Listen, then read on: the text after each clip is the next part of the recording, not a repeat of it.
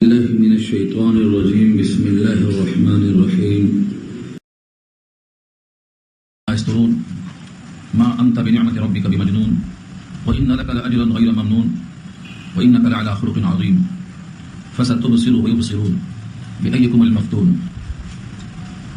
إلى آخر الآية. صدق الله العلي العظيم وصدق رسوله النبي الكريم ونحن على ذلك من الشاهدين والشاكرين. اللهم ألهمنا رشدنا وأعذنا من شرور أنفسنا. اللهم وفقنا لما تحب وترضى من القول والفعل والنية. رب اشرح لي صدري ويسر لي أمري واحلل عقدة من لساني يفقهوا قولي. آمین یا رب العالمین. محترم حضرات، معزز سامعین، میرے بھائیوں، بزرگوں اور دوستوں، میری ماں اور بہنوں، پیارے بچوں، اس سے پہلے سورہ قلم کی 5 آیتیں ہو چکی ہیں جس میں قلم کی قسم اور قلم سے نکلنے والے مضامین کی قسم اور آپ کے بلند اخلاق کا تذکرہ ہو چکا ہے. لیکن کچھ لوگ اس وقت غیر حاضر تھے جو آج حاضر ہیں، اس لیے ابتدائی 5 آیتوں کا سرسری اعادہ میں کرتا ہوں تاکہ مضمون مربوط ہو جائے اور اگلی آیتوں کا جو مضمون ہے پچھلی آیتوں پر موقوف ہے وہ سمجھ میں آ سکے. یہ قلم وہی قلم ہے جسے ہم اور آپ لکھتے ہیں، عام قلم، اور دوسرا ایک قلم ہے جو مخلوق کو پیدا کرنے سے پہلے سب سے پہلے اللہ نے قلم پیدا کیا. اول ما خلق اللہ القلم فقال اکتب. سب سے پہلے اللہ نے قلم پیدا کیا اور اسے کہا لکھ. اس نے کہا میں کیا لکھوں؟ فرمایا ساری کائنات کی تقدیروں کو لکھ دے. اس قلم نے سب کچھ لکھ دیا، وہ لکھا ہوا لوح محفوظ کا رہتا ہے. اللہ نے اس میں سب چیزوں کو درج کر دیا، جو کچھ ہو رہا ہے، جو کچھ ہوگا، سب کچھ اس میں لکھ دیا گیا. تو وہ مخصوص قلم کی قسم کھایا اللہ نے. اور جو عام قلم جن سے انسان لکھ کر کے علم کو قید میں لاتے ہیں، جس کا ذکر سورہ علق میں آیا ہے، علم بالقلم علم الانسان ما لم يعلم، وہ قلم بھی مراد ہے. تو دونوں قلم، ایک خصوصی قلم جو اللہ کی طرف سے مقدر اور تقدیروں کو لکھنے کا حکم دیا گیا تھا، دوسرا وہ قلم جو انسانوں کو علم سکھانے کے واسطے دیا گیا ہے. فرمایا نبی صلی اللہ علیہ وسلم نے علم کو قید کرو. کس طرح سے؟ کہ اس کو لکھ لیا کرو. ایک لکھا 100 بکا. 100 بار زبان سے کہنا یہ بھول سکتا ہے، لیکن ایک بار لکھ دیا ہوا نہیں بھولتا. اسے قید کرنے کا تجربہ. تو قلم سے مراد کی بھاشا تھی. یہ سورہ قلم مکی ہے، 52 آیتوں پر مشتمل ہے، کل 2 رکوع. شروع میں حرف نون یہ مقطعات میں سے ایک ہے. اللہ ہی کو اس کے معنی صحیح معلوم ہے، یہ راز ہے اور تحدی اور چیلنج کے لیے ہے. والقلم قسم ہے قلم کی. وما یسترون، اور اس مضمون کی جو کچھ لکھتے ہیں، کیونکہ ذریعہ لکھنے کا قلم ہے تو قلم کی قسم اور قسم سے لکھے جانے والے مضامین کی قسم. یہ وما یسترون، یسترون سطر ہے، سین تو رے. سطر کو ہم سطر کیوں بولتے ہیں؟ کیونکہ وہ لکھنے کی جگہ مقرر کرتی ہے. یسترون اسی کو بنا ہے. اس کی قسم کیوں کھائی؟ اس لیے کہ کفار قریش نے آپ کو مجنون کہا تھا، ساحر کہا تھا، دیوانہ کہا تھا. اللہ نے اس کی تردید کیا اور فرمایا کہ یہ قلم اور نکلنے والے مضامین ثابت کر دیں گے کہ آپ مجنون نہیں ہیں، آپ کے رب کی نعمت کی وجہ سے. ما انت، آپ نہیں ہیں. اس کی خبر ہے بمجنون، مجنون نہیں. بیچ میں آپ کے رب کی نعمت سے یہ بریکٹ میں، یعنی آپ کا مجنون نہ ہونا یہ بھی آپ کے رب کی نعمت ہے. ورنہ کائنات میں بہت سی مخلوق ہیں، اللہ تعالیٰ نے ہر ایک کے لیے الگ الگ خواص رکھے ہیں. معلوم ہوا کہ ہر بندے پر جو بھی نعمتیں ہیں وہ سب رب کے فضل سے. اس لیے بندہ اپنی نعمتوں پر اور اپنی خصوصیات پر ناز نہ کرے بلکہ احسان مانے اپنے رب کا. ما انت بنعمت ربک بمجنون، آپ نہیں ہیں اپنے رب کی نعمت سے مجنون. وان لک لاجرا غیر ممنون، اور بے شک آپ کے لیے البتہ اجر ہے. اجر کے معنی اجرت، محنتانہ. جب بندہ کسی کام پر محنتانہ دیتا ہے تو اس کو اجرت کہتے ہیں، اور محنتانہ لینے والے کو اجیر کہتے ہیں. اس کام کو اجارہ کہتے ہیں. لیکن جب بندے کے کام پر اللہ کچھ دیتے ہیں تو اس کو اجر کہا جاتا ہے. یہ آخرت میں دیا جائے گا. تو فرمایا کہ آپ کے کاموں پر تو اجر ہے، کتنا؟ غیر ممنون، نہ ختم ہونے والا، غیر منقطع، بے انتہا. یعنی دیتے ہی جا رہے ہیں اور آپ کے نام اعمال میں پہنچتا ہی جا رہا ہے. کیوں؟ کیونکہ آپ نے جو علم اللہ سے لے کر بندوں تک پہنچایا ہے اس میں لوگ جڑتے ہی جا رہے ہیں. جتنے لوگ ایمان لاتے جائیں گے وہ گویا سب کے سب آپ کے کھاتے میں جائے گا، کیونکہ آپ نے ایمان کے وجود کی بنیاد ڈالی ہے. حدیث میں آتا ہے اگر کوئی برے کام کی بنیاد ڈالتا ہے تو جتنے برے کام کریں گے سب کے برابر تنہا اسے گناہ ملے گا، اور کوئی نیک کام کی بنیاد ڈالتا ہے تو جتنے اس نیک کام میں شریک ہوں گے سب کے برابر تنہا اسے ملے گا. تو یہاں تو سید الانبیاء نے اللہ سے جو مضمون لیا ہے ایمان و یقین کا، اللہ کی معرفت کا، قیامت تک جتنے لوگ اس معرفت میں جڑتے جائیں گے ان تمام کا اجر نبی کو خود بخود پہنچتا رہے گا. اس لیے فرمایا غیر ممنون، نہ ختم ہونے والا اجر. اس کو ہم لا متناہی بھی کہہ سکتے ہیں، بے انتہا بھی کہہ سکتے ہیں. قرآن کریم میں یہ مضمون اور بھی جگہ پہ آیا ہے. آگے فرمایا وَإِنَّكَ لَعَلَىٰ خُلُقٍ عَظِيمٍ، اور بے شک آپ تو البتہ بلند اخلاق پر ہیں. نبی صلی اللہ علیہ وسلم کے اخلاق جمع ہے خلق مانے عادت. خلق کے مانے عادت. کسی آدمی کی عادت ہے کہ وہ جب ملتا ہے تو خندہ پیشانی سے ہنستے ہوئے ملتا ہے، یہ اس کا خلق ہے. ایک آدمی کی عادت ہے کہ وہ جرم کو معاف کر دیا کرتا ہے، یہ اس کی عادت ہے. ایک آدمی تولتا ہے تو جھکا ہوا تولتا ہے، یہ اس کی عادت ہے. ایک آدمی چلتا ہے تو وقار سے چلتا ہے، یہ اس کی عادت. اس کو ہم کہتے ہیں خلق، یہ اخلاق. قرآن کریم میں اللہ تعالیٰ نے نبی صلی اللہ علیہ وسلم کے اخلاق کو لفظ عظیم کے ساتھ متصف کیا ہے. بے شک آپ بلند اخلاق پر. عظیم اللہ کی صفت ہے اور یہ عظیم نبی کے اخلاق کی صفت ہے. قیامت میں ایمان کے بعد سب سے زیادہ وزندار عمل کون سا ہوگا جب تولا جائے گا؟ حدیث میں آتا ہے حسن اخلاق سے زیادہ کوئی عمل وزندار نہیں ہوگا. کوئی عمل. حسن اخلاق اخلاق کو گرفتار کرنا مشکل ہے، لفظوں کے قید میں لانا مشکل ہے. یعنی شریعت کا جہاں جو تقاضا ہو اس کی تکمیل کرتے ہوئے حیات گزارنا، یہ ہے حسن خلق. اللہ کے سامنے کھڑا ہے، اطمینان کا تقاضا ہے، اطمینان سے نماز پڑھتا ہے، یہ بھی حسن خلق ہے. بیوی کے ساتھ ہے اس کے ساتھ رہن سہن میں اپنے لیے اللہ کی نعمت سمجھ کر اس کے حقوق ادا کرنا. حضور پاک نے فرمایا تم سب جتنے بیٹھے ہیں مسلمان ان میں سب سے زیادہ بہتر انسان وہ ہے جو اپنے گھر والی کے ساتھ بہتر سلوک کرتا ہے. خیرکم لأہلی وانا خیرکم لأہلی. میں اپنی بیوی کے ساتھ اچھا سلوک کرتا ہوں حضور نے فرمایا, اور تم میں جو اچھا سلوک کرے گا وہ بہتر ہوگا. یہ کیا ہے حسن سلوک؟ اولاد ہے شفقت کا تقاضا ہے, باپ ہے عظمت کا تقاضا ہے, ماں ہے احترام کا تقاضا ہے, بیوی ہے پیار کا تقاضا ہے. ہر فرد پڑوسی ہے وہ چاہتا ہے کہ نرمی ہے اور مطابقت ہو, حسن سلوک. اس طریقے سے فرمایا حضور نے کوئی اپنے پڑوسن کو اور اپنے پڑوسی کو حقیر نہ سمجھے. اگر کچھ نہیں دے سکتا ہے تو بکری کے پیر, جس کو ہم آج کل پایا نادی کہتے ہیں, اس زمانے میں اس کی حیثیت کمتر تھی, آج بڑھ گئی ہے. اس زمانے میں فرمایا حضور نے اگر گوشت نہیں دے سکتا ہے تو وہ پیر جس میں گوشت نہیں ہوتا صرف ہڈیاں ہوتی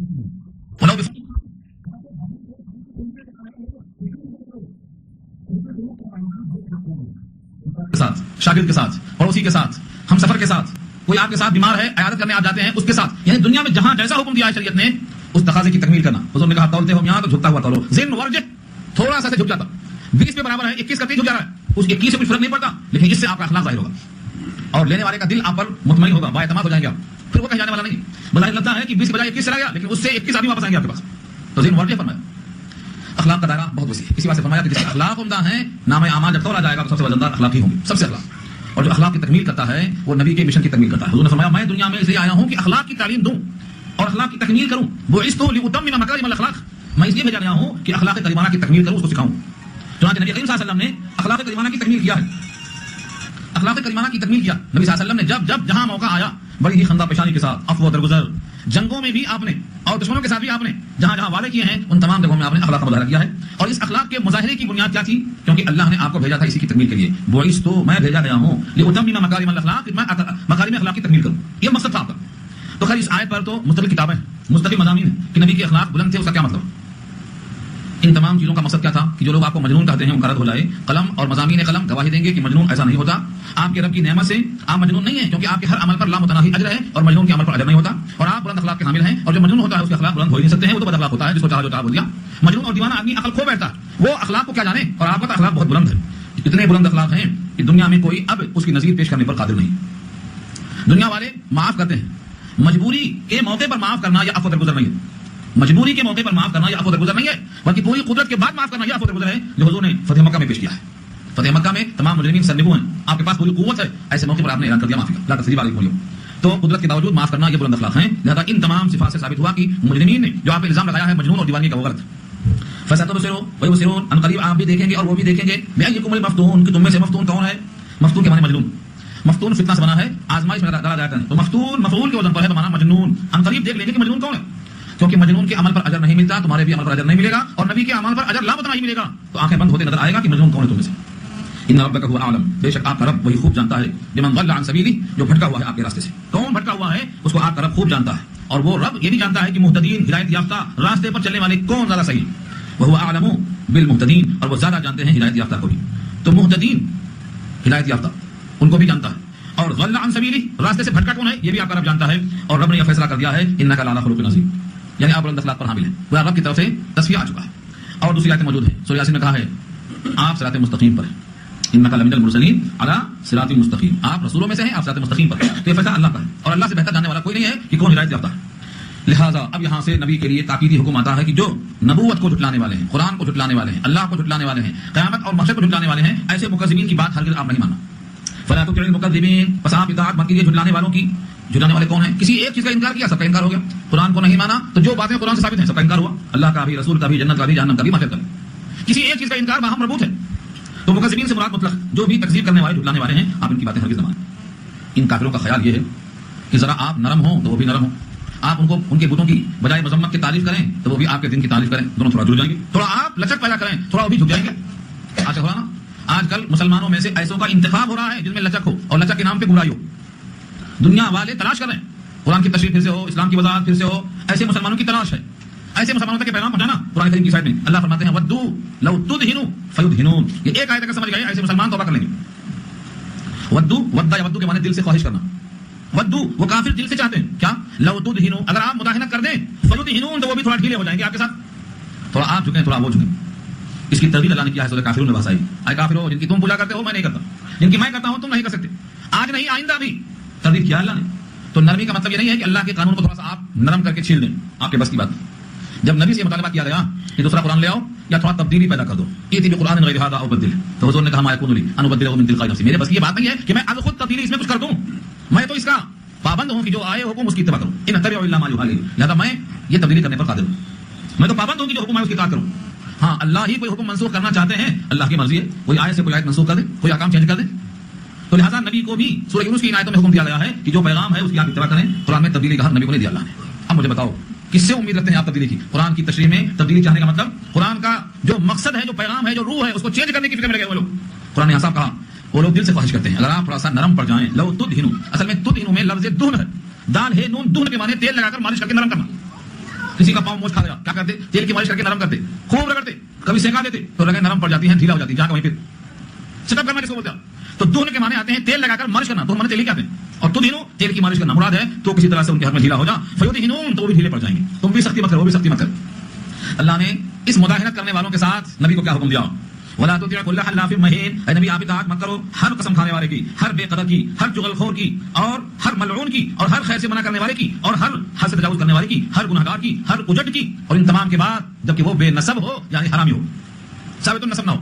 یہ پورے صفات مفسرین کہتے ہیں ولید ابن المغیرہ کی طرف اشارہ، ولید ابن المغیرہ کی طرف اشارہ ہے، اتنے اوصاف اللہ نے گنوائے، ایسے شخص کی اطاعت اب مت کیجیے، یہ نبی کو حکم ہو رہا ہے، ولا تطع، آپ اطاعت مت کیجیے۔ قرآن کریم میں اور بھی بہت سی مقامات پر کہا گیا ہے، جیسے سورہ جاثیہ آیت نمبر 18 میں اللہ نے کہا ہے اے نبی ہم نے آپ کو ایک شریعت پر رکھا ہے، وہ امر اور اوامر کا مجموعہ ہے، لہذا آپ اسی شریعت کی اتباع کیجیے اور ان کے خواہشوں کی اتباع مت کیجیے جن کو کچھ بھی نہیں معلوم۔ ثم جعلناك على شريعة من الامر فاتبعها ولا تتبع اهواء الذين لا يعلمون، سورہ جاثیہ آیت نمبر 18 سے 25 نمبر کی آیت تک آپ پڑھیں گے تو وہاں یہی مضمون آئے گا، خواہشات پر عمل نہیں ہوگا، احکامات پر عمل ہوگا۔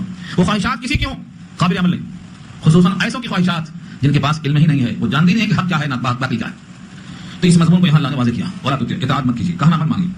الفاظ کا ترجمہ ذکر سے کر دوں، ولا تطع، اطاعت مت کیجیے، کل حلاف، ہر بہت قسم کھانے والے کی، کل معنی ہر، اور حلاف حلف سے بنا ہے، حلفیہ بیان جو بولتے ہیں نا آپ، قسمیہ بیان کے معنی میں ہے۔ حلاف اس کو کہتے ہیں جو بہت قسم کھائے، بات بات پہ قسم کھائے۔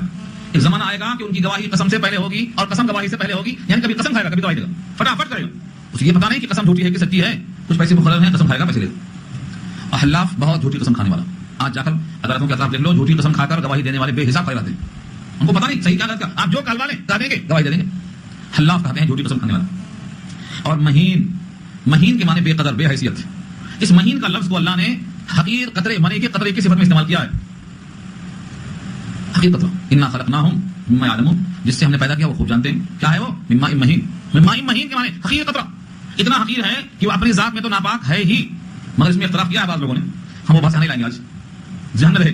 حنفیہ کے ہاں پانی وہ ناپاک ہے لیکن سب کے یہاں ناپاک نہیں، اس کے نکلنے سے جنابت لازم آئے گی لیکن پھر وہ ناپاک نہیں، اس کا مسئلہ ہے یہ ہمیں بات کرنا نہیں آج، لیکن اللہ نے اس پانی کو مہین کہا، حقیر، حقیر۔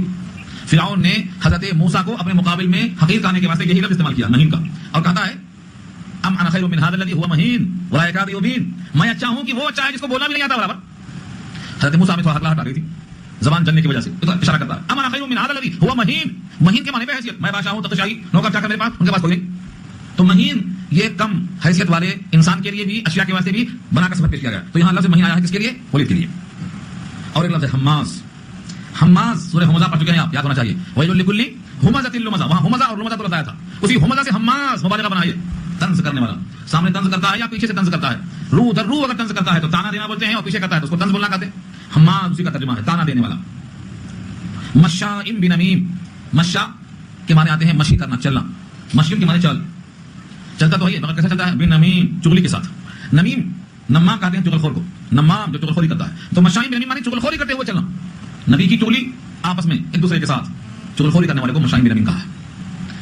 نمیم کہتے ہیں اصل میں، کبھی حقہ پیا آپ نے جو دیکھا ہوگا، حقہ پیتے ہوئے، حقہ پینے والے کیا کرتے ہیں؟ تمباکو کا مزہ لینے کے لیے آگ رکھتے ہیں، لیکن اگر آگ ڈائریکٹ رکھ دیں تو تمباکو جلدی جل جائے گا اور حلق میں آ کے پھنس جائے گا، تو تمباکو اور آگ کے بیچ میں نیچے پانی رہتا ہے، اور پانی، تمباکو، آگ، ان تینوں میں توازن برقرار رہنے کے واسطے ایک لکڑی ہلکی سی مٹی رکھتے ہیں، مٹی، اس مٹی کا نام ہے نمیم، جو ادھر سے تمباکو، ادھر سے آگ کی گرمی، ادھر سے پانی کی رطوبت سب ملا کر پیش کرتی ہے۔ تو یہ نمیم کے معنی چغل خور، ان سے وہ ایک بات دیا، ان سے ایک بات دیا، ان سے ایک بات دیا، اور ملا کر پورا معاشرہ گندا کر دیا، اس کو نمیم کہتے ہیں۔ تو مشاء بنمیم کے معنی چغلی کھاتے پھرنے والا، مناع للخیر، مناع مبالغہ بھی ہے، جیسے لماز آیا، حماز آیا، حلاف آیا، ایسے یہ بھی مبالغہ ہے، مناع، منع کرنا، اردو میں آپ استعمال کرتے ہیں منع، انہوں نے منع کر دیا، تو منع ہے وہ اصل میم نون عین، اسی سے منع مبالغہ آ گیا ہے، رکاوٹ ڈالنے والا، منع کرنے والا، کس کی؟ للخیر، خیر کے کاموں کی۔ قرآن نہیں پڑھنا، دعوت نہیں دینا، درس قرآن نہیں ہونا، یہ کیا ہے؟ خیر سے رکاوٹ ڈالنے والا، جتنے بھی خیر کے کام ہیں کروانے والا، اس کو بولتے ہیں مناع للخیر۔ معتد کے معنی تجاوز کر جانا، حدود سے آگے بڑھ جانا۔ اثیم اسم سے بنا ہے، اسم کے معنی گناہ، اور اثیم کے معنی گناہ گار، بہت گناہ کرنے والا، یہ اثیم ہے۔ عتل کا ترجمہ کیا ہے اجڈ۔ ہمارے پاس مسلمانوں میں، مومنوں میں اگر کسی کے اخلاق سے لوگ بیزار ہوں تو کیا کرتے ہیں؟ بڑا اجڈ آدمی ہے، اس کا لہجہ بڑا کھڑا ہے، ترش ہے، اس سے بات کرنے کو لوگ گھبراتے ہیں، ایسے انسان کو عربی میں عتل کہا گیا، یہاں وہی لفظ ہے، عتل کے معنی اجڈ، بہت ہی رف، بات کرنے میں لوگ ایک قسم سے خطرہ محسوس کرتے ہیں کہ کب کیا بولتا نہیں معلوم، منہ میں کب گالی آتی نہیں معلوم، ایسے شخص کو عتل کہتے ہیں، یہ اجڈ ہے۔ بعد ذالک، ان تمام اوصاف سیئہ کے بعد اصل کیا ہے؟ زنیم۔ زنیم کے معنی بدنام، یعنی متہم ہے، کیا یہ ولد الزانیہ ہے جس کا نسب ثابت نہیں ہے، تو زنیم کہا اللہ نے۔ یہ سب صفات اللہ نے بیان کر دیے، ایسے لوگوں کی اطاعت نہیں کرنا ہے، ان کے آگے نہیں جھکنا ہے، اور ان سے مرعوب نہیں ہونا ہے، بلکہ اپنے کام کرتے رہنا ہے۔ ان تمام برائیوں کے باوجود یہ امید کیا رکھتا ہے کہ مجھے اللہ اور دیں گے، اور یہ تمام خرابیاں پیدا کیوں ہوئی ہیں؟ اگر اس کے پاس کھانے کو نہ ہو، پینے کو نہ ہو، اولاد نہ ہو، پریشان ہو، تو اسی انتظام میں پڑا رہتا، لیکن کھانے کے لیے بے فکری ہے، اولاد سے قوت میں شان آ رہی ہے، اس لیے غرور اتنا بڑھ گیا ہے کہ اوپر کے تمام اوصاف پیدا ہو گئے۔ غریب آدمی، کمزور آدمی، بے حیثیت آدمی اتنا خراب کبھی نہیں ہو سکتا، وہ بھی خراب ہوتا، وہ بہت سے بہت جھوٹ بولے گا، چوری کرے گا، مگر اتنا زیادہ جو اوصاف یہاں بتائے گئے ہیں، یہ اوصاف کا متصف کب ہو سکتا ہے؟ جب اللہ نے اس کو خوب مال اولاد سے نوازا ہو، سب پہ حاوی ہونے کی فکر کرتا ہو۔ آگے اللہ فرماتے ہیں ان کان ذا مال و بنین، یہ کہ وہ ہے مال والا اور بیٹے والا، مال اور بیٹے کی کثرت کی بنا پر اپنے کو برتر اور بہتر سمجھتا ہے، اس غلبے اور تفوق کی فکر میں یہ اوصاف پیدا ہو گئے، اور اس کا گھمنڈ کا یہ عالم ہے جب اس پر آیتیں پڑھی جاتی ہیں ہماری، یعنی اللہ کی آیتیں قرآن کی شکل میں نبی کی طرف سے، تو کہتا ہے تو عدلوں کی داستان ہے، کیا سنا رہے ہو؟ عدلوں کی داستان۔ آج بہت سے مسلمان کہنے والے ہو گئے ہیں کہ یہ تو اقوال کا مجموعہ ہے، ہم تو حال کی محفل میں جانے والے ہیں جہاں ہم کو وجد آتا ہے، اور جہاں سانپ کی طرح ناچتے ہیں، سانپ بین پہ ناچتا ہے، اور ہم اپنے وجد میں آ کر پرگئے فضاؤں میں ہم کو حال آتا ہے، ہم حال کی محفل میں جاتے ہیں، یہ تو قال کا مجموعہ ہے۔ ایسے لوگ یہ جملہ کہہ کر قرآن کی توہین کے مرتکب ہو رہے ہیں۔ تو ولید نے کہا تھا، کیا کہا؟ اذا تتلی علیہ آیاتنا، جب پڑھی جاتی ہیں ان پر ہماری آیتیں، قال، تو کہتا ہے اساطیر الاولین، اساطیر جمع ہے اسطورہ کی، داستانیں، اولین پہلوں کی، یہ تو رستم کا واقعہ ہے، ارسطو کا واقعہ ہے، فلاں کا واقعہ ہے، سورہ سید کی کہانی ہے، ہمارے پاس جو کتاب مانگنا تھی، کہانی کی کتاب تو سورہ سید کی، سب فرضی، وجود ہی نہیں، ایسی ایسی کتابیں لوگوں نے کر دیا ہے جن کا تعلق اسلام سے ہے ہی نہیں۔ نیت نامہ کیا ہے؟ ایک کتاب ہے باقاعدہ، سب فرضی، نہ کوئی آیت سے ثبوت ہے نہ کوئی حدیث ثبوت ہے، فرضی، نیت نامہ ہوتی ہے، نیت نامہ نہیں ہے کوئی چیز، سورہ سید کوئی چیز نہیں، یہ سب داستانوں کا نام کیا ہے؟ اساطیر الاولین۔ قرآن ایسا نہیں ہے، قرآن میں تو اللہ کا حکم ہے، 1000 احکامات ہیں، احکامات کا مجموعہ، منع کی ہوئی چیزیں ہیں، منہیات کا مجموعہ، ضرب الامثال ہے، مثالوں کا مجموعہ، حکایتیں ہیں، عبرت کے واسطے نصیحتوں کا مجموعہ۔ قرآن کریم کو اللہ نے ایسا بنایا ہے کہ کسی ایک چیز میں اس کو بیان نہیں کر سکتے، اس میں وہ تمام چیزیں ہیں جو انسان کی حاجتیں پوری کرتا ہے۔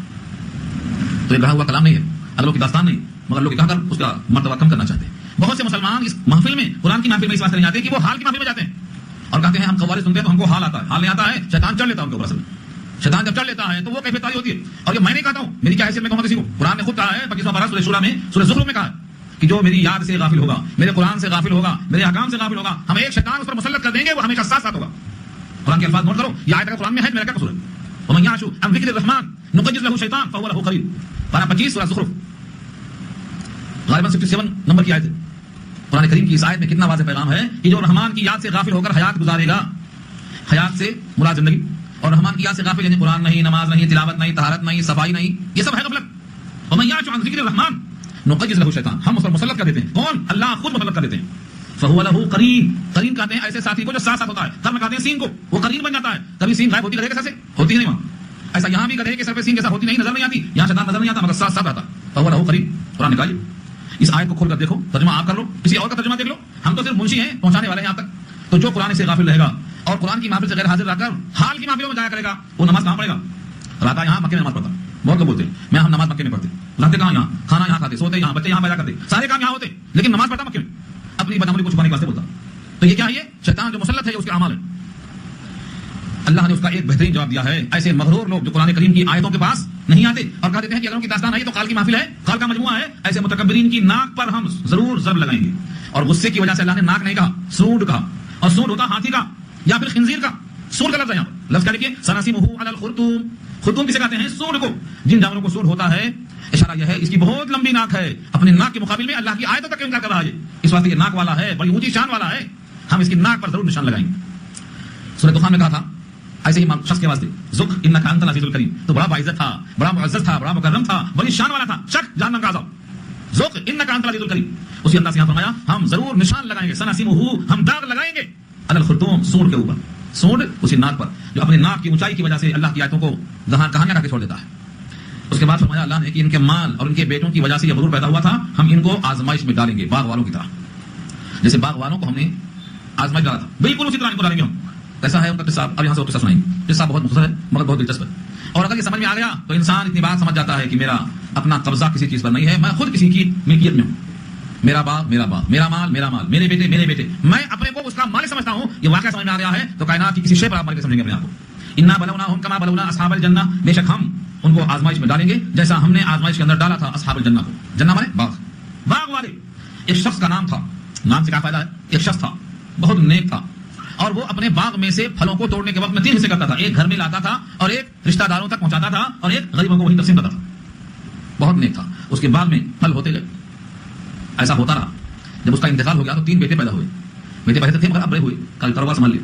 ان تینوں نے کہا کہ یہ باغ کا پھل 3 حصوں میں تقسیم ہو کر تتر بتر ہوتا تھا، اب یہ اکٹھا آئے گا. اب ایسا ہم نہیں ہونے دیں گے. کسی فقیر کو چکھنے بھی نہیں دیں گے، نہیں دیں گے. اور اتنا ہی کہا ہوتا تو کم تھا. اس نے کہا یہ ہمارے بابا بڑے بیوقوف تھے، کچھ جمع نہیں کرے صاحب، 3 حصہ کر کے تتر بتر کر دیے. یہ بیوقوفی اب نہیں ہونے دیں گے. حدیث میں آتا ہے جب تک لوگ اپنے بڑوں کو بیوقوف نہیں کہیں گے تب تک یہ بیوقوف نہیں ہوں گے. ان کی بیوقوفی کا ثبوت یہی ہے کہ اپنے بڑوں کو بیوقوف کرتے. بدزبانی بدگمانی بہت چل پڑی ہے. بعض تو صحابہ کو بیوقوف کرتے ہے. نہیں ایسے لوگ کہتے ہیں یہ عمر کی بدعت ہے، یہ عثمان کی بدعت ہے، یہ صحابہ کی بدعت ہے، یا ابو موسیٰ اشعری کی غلطی ہے، یہ جناب عائشہ کی زبان درازی ہے. لا حول ولا قوت الا باللہ. کہاں تک پہنچے لوگ؟ تو جو اپنے بڑوں کو غلط سمجھتا ہے وہ صحیح کیسے ہو سکتا ہے؟ جب ان کی اوپر کی لائن اتنی خراب ہے تو نیچے کی لائن اور خراب ہوگی. کیونکہ حضور نے کہا ہے بہترین زمانہ میرا، اس کے بعد کا زمانہ، اس کے بعد کا زمانہ. تو جب یہ صحابہ کے زمانے کو برا کرنے والے ہیں جو پاور ہاؤس سے قریب ہے، نبوت کے زمانے سے قریب ہے، نبی کی صحبت سے قریب ہے، تو جب ان میں خرابی دکھائی دیتی ہے ان کو، تو ان کا زمانہ تو فتنوں کا زمانہ ہے. بھائی اچھے کیسے ہو گئے؟ ان میں اچھائی کہاں سے آ گئی؟ قرآن سے اچھائی آ سکتی تھی تو پہلے سے موجود تھا. نبی کے زمانے سے صحبت ملتی تھی، موجود تھی پہلے سے. اگر وہاں یہ خرابیاں ظاہر کر رہے ہیں تو یقیناً یہ خراب ہے.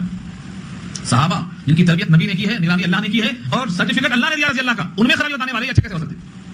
تو اپنے اکابر کو برا بھلا کہنے والے کبھی اچھے نہیں ہوتے. تو اللہ نے کہا کہ ہم کو آزمائش میں ڈالیں گے. اب تینوں بیٹوں نے کہا بابا بیوقوف تھے، پورا بانٹ دیا کرتے تھے، ہم جمع کریں گے، بلڈنگ بنائیں گے، ہم نہیں دیں گے کسی غریب کو، ایک غریب کو چکھنے کا موقع نہیں دیں گے. اللہ نے کہا ٹھیک ہے تم پلاننگ کرو، خفیہ ہم بھی کرتے کچھ.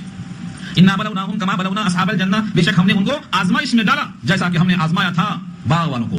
باغ والوں کا قصہ سن لو، انہی کی طرح ہم نے ان مکے والوں کو ڈالا آزمائش میں. ولید کو، ولید کا مال مکے سے لے کر طائف تک باغات تھے اس کے. ہاں مکے سے لے کے طائف تک اس کے باغات تھے. اتنا لمبا مال تھا. سورہ مدثر میں پیچھے آیا ہے اس کے مال کو ہم نے بہت لمبا کیا. مالم ممدودا وہ بنینا شہودا، بیٹے حاضر ہیں، مال لمبا ہے طائف سے مکے تک. تو اب باغ والوں کی تباہی کا واقعہ سنا کر ان کو پلان دینا ہے یہاں سدھر جائے ورنہ تیرا بھی حال ہونے والا ہے. اور سدھرا نہیں تو واقعہ ایسا ہی ہوا. ولید کا حال ایسا ہی ہوا. پہلے یہ واقعہ سنایا اور اس کے بعد یہ پیغام دیا کہ جیسے باغ والوں کا حال ہوا تمہارا بھی حال ایسا ہوگا. نہ باغ والے سدھرے نہ یہ سدھرے، دونوں کا انجام ایسا ہی ہوا. اور اب یہ ہم کو سنایا جا رہا ہے کہ اے مسلمانوں، ان آیتوں میں باغ والوں کی آزمائش کا ذکر ہے. تم کو بھی تو ہم نے مال جائیداد دولت دی ہے، تم اس پر اپنا قبضہ مت سمجھنا، ہمارے قبضے میں ہے یہ بھی. اب واقعہ سنو. اذا اقسموا، جبکہ سب نے مل کر قسم کھایا. اقسموا تینوں بھائیوں نے قسم کھایا کیا؟ لیسلمنها، ہم ضرور پھلوں کو توڑ لیں گے. مصبحین، صبح صبح تڑکے میں. کوئی فقیر کو خبر تک نہ ہوگی کہ آج پھل توڑا جا رہا ہے. مصبحین، صبح صبح جا کر توڑ لیں گے. ولا یستثنون، اور انہوں نے استثناء نہیں کیا یعنی انشاءاللہ بھی نہیں کہا. ولا یستثنون، استثناء کرنا یعنی انشاءاللہ کہنا. سلیمان جیسے پیغمبر نے انشاءاللہ نہیں کہا تو 100 بیویوں سے ایک بچہ پیدا نہیں ہوا. سورہ صاد پارہ 23. تو انہوں نے بھی استثناء نہیں کیا، انشاءاللہ کہنے کی ہمت نہیں ہوئی. ایسا لگتا تھا کہ باغ میرا، پھل میرے، پیدا میں نے کیا ہے، اب کیا ضرورت لگانے کی؟ اگر اللہ نے چاہا تو یہ بولنے کی کیا ضرورت ہے؟ یہ ان کے دماغ میں آیا. ولا یستثنون، استثناء نہیں کیا، توڑ لیں گے.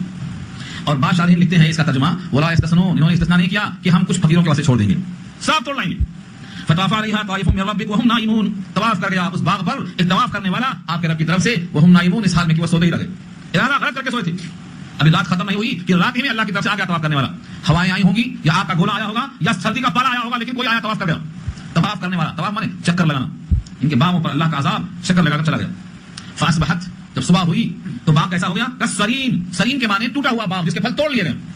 سرین، کٹی ہوئی کھیتی. کھیتی ہری بھری ہے، کاٹ کے جب نکال لیا گیا تو کھیتی کیسی تھی؟ کٹی ہوئی کھیتی. ایسے پھل جب توڑ لیے گئے تو پتا لگتا ہے کہ پھل اب نہیں تھے. کسرین، ہو گیا باغ جیسے ٹوٹ چکا ہو. فتنادوا مصبحین، سب نے مل کر پکارا صبح صبح. کیا پکارا؟ چلو چلنا ہے. ان اغدوا، یہ کہ سویرے چلو. علی حرثکم، اپنی کھیتی پر. یہاں حرث کیوں کہا، وہاں باغ کیوں کہا؟ شاہدین لیتے ہیں کہ باغ طویل تھا، درمیان درمیان میں کھیتی کے واسطے زمین کی جگہیں بھی تھی، تو کبھی اس کو حرث کہتے، کبھی زراعت کہتے، کبھی باغ کہتے، کبھی فارم ہاؤس کہتے. علی حرثکم، چلو اپنی کھیتی پر. ان کنتم صارمین، اگر تم کو پھل توڑنا ہے. فانطلقوا، چلے. فانطلقوا، تو سب کے سب چلے. وهم يتخافتون، اور وہ چپکے چپکے باتیں کرتے تھے، کوئی سن نہ لے، پیچھے لگ جائے گا کوئی، پڑوسی کو آواز نہ آنے پائے، کسی کو ہمارے صبح صبح جانے کی آہٹ کی کیفیت محسوس نہ ہو. وهم يتخافتون، چپکے چپکے کہتے تھے، چپکے چپکے.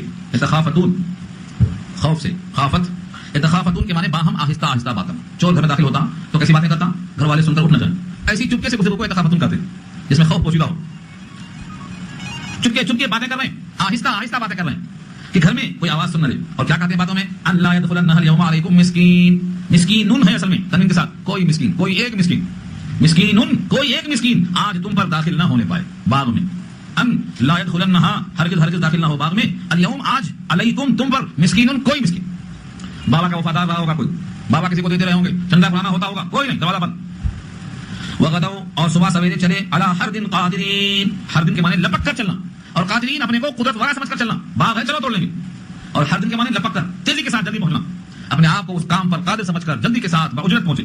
فلما راؤہا جب اس باغ کو دیکھا قالوا تو بولے انا لغالون بے شک ہم راستہ بھول گئے، کہیں اور چلے گئے. لغالون ہم بھٹک گئے، ہمارا باغ یہاں ہے ہی نہیں، کہیں اور چلے آئے ہم. لیکن جب دیکھے پتھر وہی ہے، راستہ وہی ہے، علامتیں وہی ہیں، دائیں بائیں کی چیزوں کو دیکھا تو کھا رہے نہیں، بھٹکے نہیں ہیں. بل نحن محرومون بلکہ ہم تو محروم ہو گئے، پورے پھل غائب. باغ میں کوئی پھل ہی نہیں، پھل دینے والا پھل چھیننے پر قادر ہے.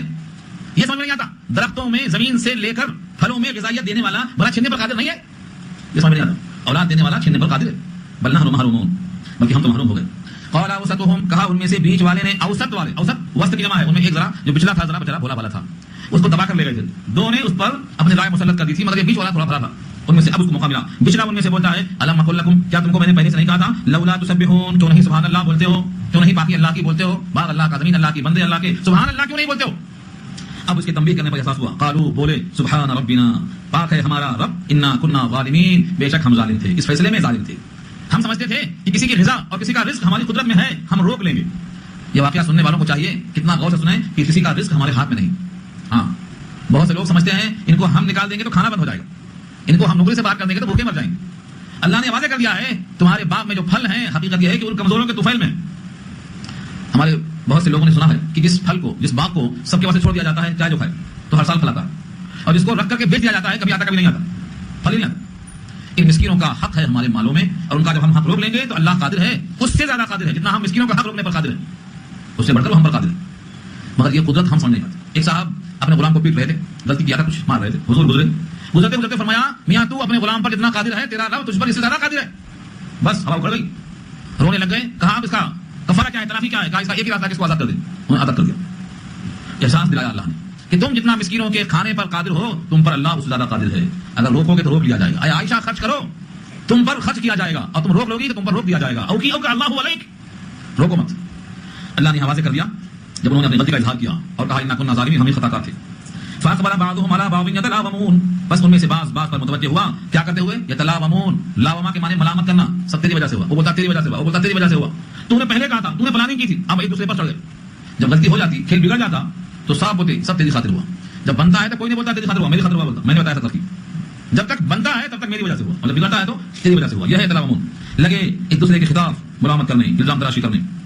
قالوا یا ویلنا، آخر کار سب کے سب بولے ہائے ہماری خرابی، انا کنا طاغین، بے شک ہم ہو گئے تھے حد سے بڑھ جانے والے. طاغین طغیان سے بنا ہے جب پانی سر سے اونچا ہو جائے، خطرے کے نشان سے آگے بڑھ جائے تو طاغین کہتے ہیں. فرعون کو اللہ نے کہا طغا، سرکشی کیا تھا، بندگی سے آگے بڑھ کر خدا بن گیا تھا. انه طغا کا تو طاغین کے معنی حد سے آگے بڑھ جانا. اب ان کو اپنی غلطی کا احساس ہوا، اپنے کو ظالمین کہا، اپنے کو طاغین کہا، اور اللہ کی تسبیح پر راضی ہو گئے. ان میں سے تیسرا بولتا ہے عسى ربنا، امید ہے کہ ہمارا رب ان یبدلنا، یہ بدل دے ہمارے واسطے خیرا منها، اس سے بہتر بات. انا الى ربنا راغبون، بے شک ہم اپنے رب کی طرف رغبت کرتے ہیں. رغبہ کا صلہ الى آئے تو خواہش کرنا، رغبہ کے بعد ان آئے تو منہ کو پھیر لینا. تو یہاں الى ربنا راغبون، اپنے رب کی طرف ہم آرزو رکھتے ہیں، خواہش رکھتے ہیں. اب اللہ ہی ہمیں اسے بہتر باغ دے سکتا ہے. اب یہ روایت میں آیا ہے، آیت میں نہیں آیا ہے کہ بہتر باغ دیا یا نہیں دیا، آیت میں نہیں ہے. البتہ اس آیت کی شرح میں شارحین لکھتے ہیں چونکہ انہوں نے اپنے کو طاغین کہا، اپنے کو ظالمین کہا، اللہ کی پاکی بیان کیا، رغبت رب کی طرف ظاہر کیا، اپنی غلطی پر نادم ہو گئے. یہ تمام تقاضے بتاتے ہیں کہ ان کو اس سے بہتر باغ ملا ہوگا. یہ تفسیر کیا ہے شارحین نے، کیونکہ جب بندہ نادم ہوتا، شرمندہ ہوتا، اپنی غلطی پر پچھتاتا ہے اور اللہ کی تسبیح کو بیان کرتا ہے تو پھر اللہ تو معاف کرنے والے ہیں. اللہ فرماتے ہیں کذالک العذاب، ایسا ہی ہوتا ہے عذاب. یہ پورا واقعہ سنایا ہے باغ والوں کا. ایک باغ والے کو یعنی ولید کو، وہ نہیں سدھرے تو یہ ہوا، سدھر گئے تو باغ پھر سے نہیں گیا. اللہ ہر چیز پہ قادر ہے. چنانچہ ولید اس کے بعد نہیں سدھرا، اس کو ایمان نصیب نہیں ہوا، اس کا انجام بہت برا ہوا. اور جو بھی ولید کی طرح ضد ہوں گے اور لوگوں کے حقوق ماریں گے اور اپنے کو ہر چیز پر قادر سمجھیں گے، ان کا انجام ولید کی طرح ہوگا. اور جو توبہ کر لیں گے، اپنی غلطیوں پر نادم ہوں گے، ان کو پھر سے دوبارہ باغ ملنے والوں کی طرح پیش آئے گا. کذالک العذاب، ایسے ہی ہوتا ہے عذاب. ولعذاب الآخرۃ اکبر، تو دنیا کا عذاب تھا، محنت سے، پھل سے، باغ سے محروم ہو گئے، یہ تو دنیا کا عذاب تھا. ولعذاب الآخرۃ اکبر، اور آخرت کا عذاب بہت بڑا ہے. اس کا عذاب کسی کے بس کی بات نہیں ہے کہ اس کو برداشت کر سکے.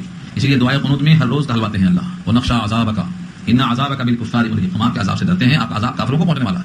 اللہ کے عذاب سے ڈرتے ہیں کیونکہ اللہ کا عذاب بہت بڑا ہے. اللہ فرماتے ہیں دنیا کے ان تمام مصائب سے آخرت کی مصیبت زیادہ بڑی ہوگی. لو کانوا یعلمون، کاش کہ لوگ جان لیتے، کاش کہ لوگ اس بات کو جان لیتے. مگر لوگوں میں اتنا شعور نہیں ہو رہا ہے کہ وہ اللہ کی قدرت پر توجہ دیں. ایسا واقعہ پیش آئے تو جانیں گے نہیں، دل نہیں کھلیں تو نہیں جانیں گے. اللہ کی قدرت کو سمجھانا ہے. بار بار ساری کائنات میں ہزاروں مثالیں ہیں جہاں آپ دیکھ کر اللہ کا قدیر ہونا سمجھ سکتے ہیں.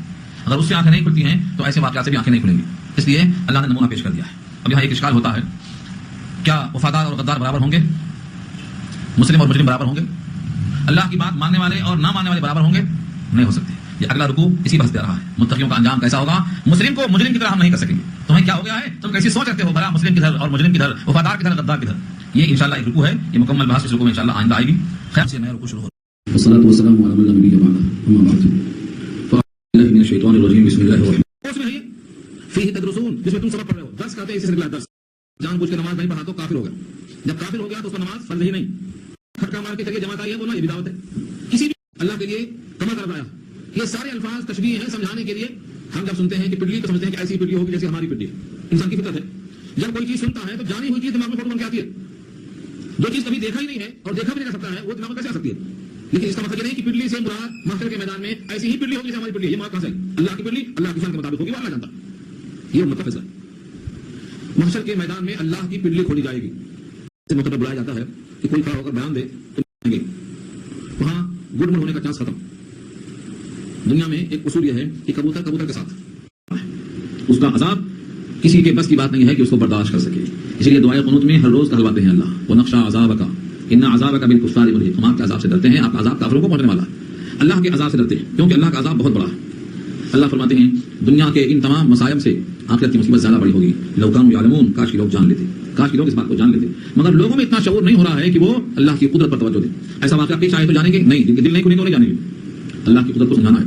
بار بار ساری کائنات میں ہزاروں مثالیں ہیں جہاں آپ دیکھ کر اللہ کا قدیر ہونا سمجھ سکتے ہیں. اگر اس سے آنکھیں نہیں کھلتی ہیں تو ایسے واقعات سے بھی آنکھیں نہیں کھلیں گی. اس لیے اللہ نے نمونہ پیش کر دیا ہے. اب یہاں ایک اشکال ہوتا ہے، کیا وفادار اور غدار برابر ہوں گے؟ مسلم اور مجرم برابر ہوں گے؟ اللہ کی بات ماننے والے اور نہ ماننے والے برابر ہوں گے؟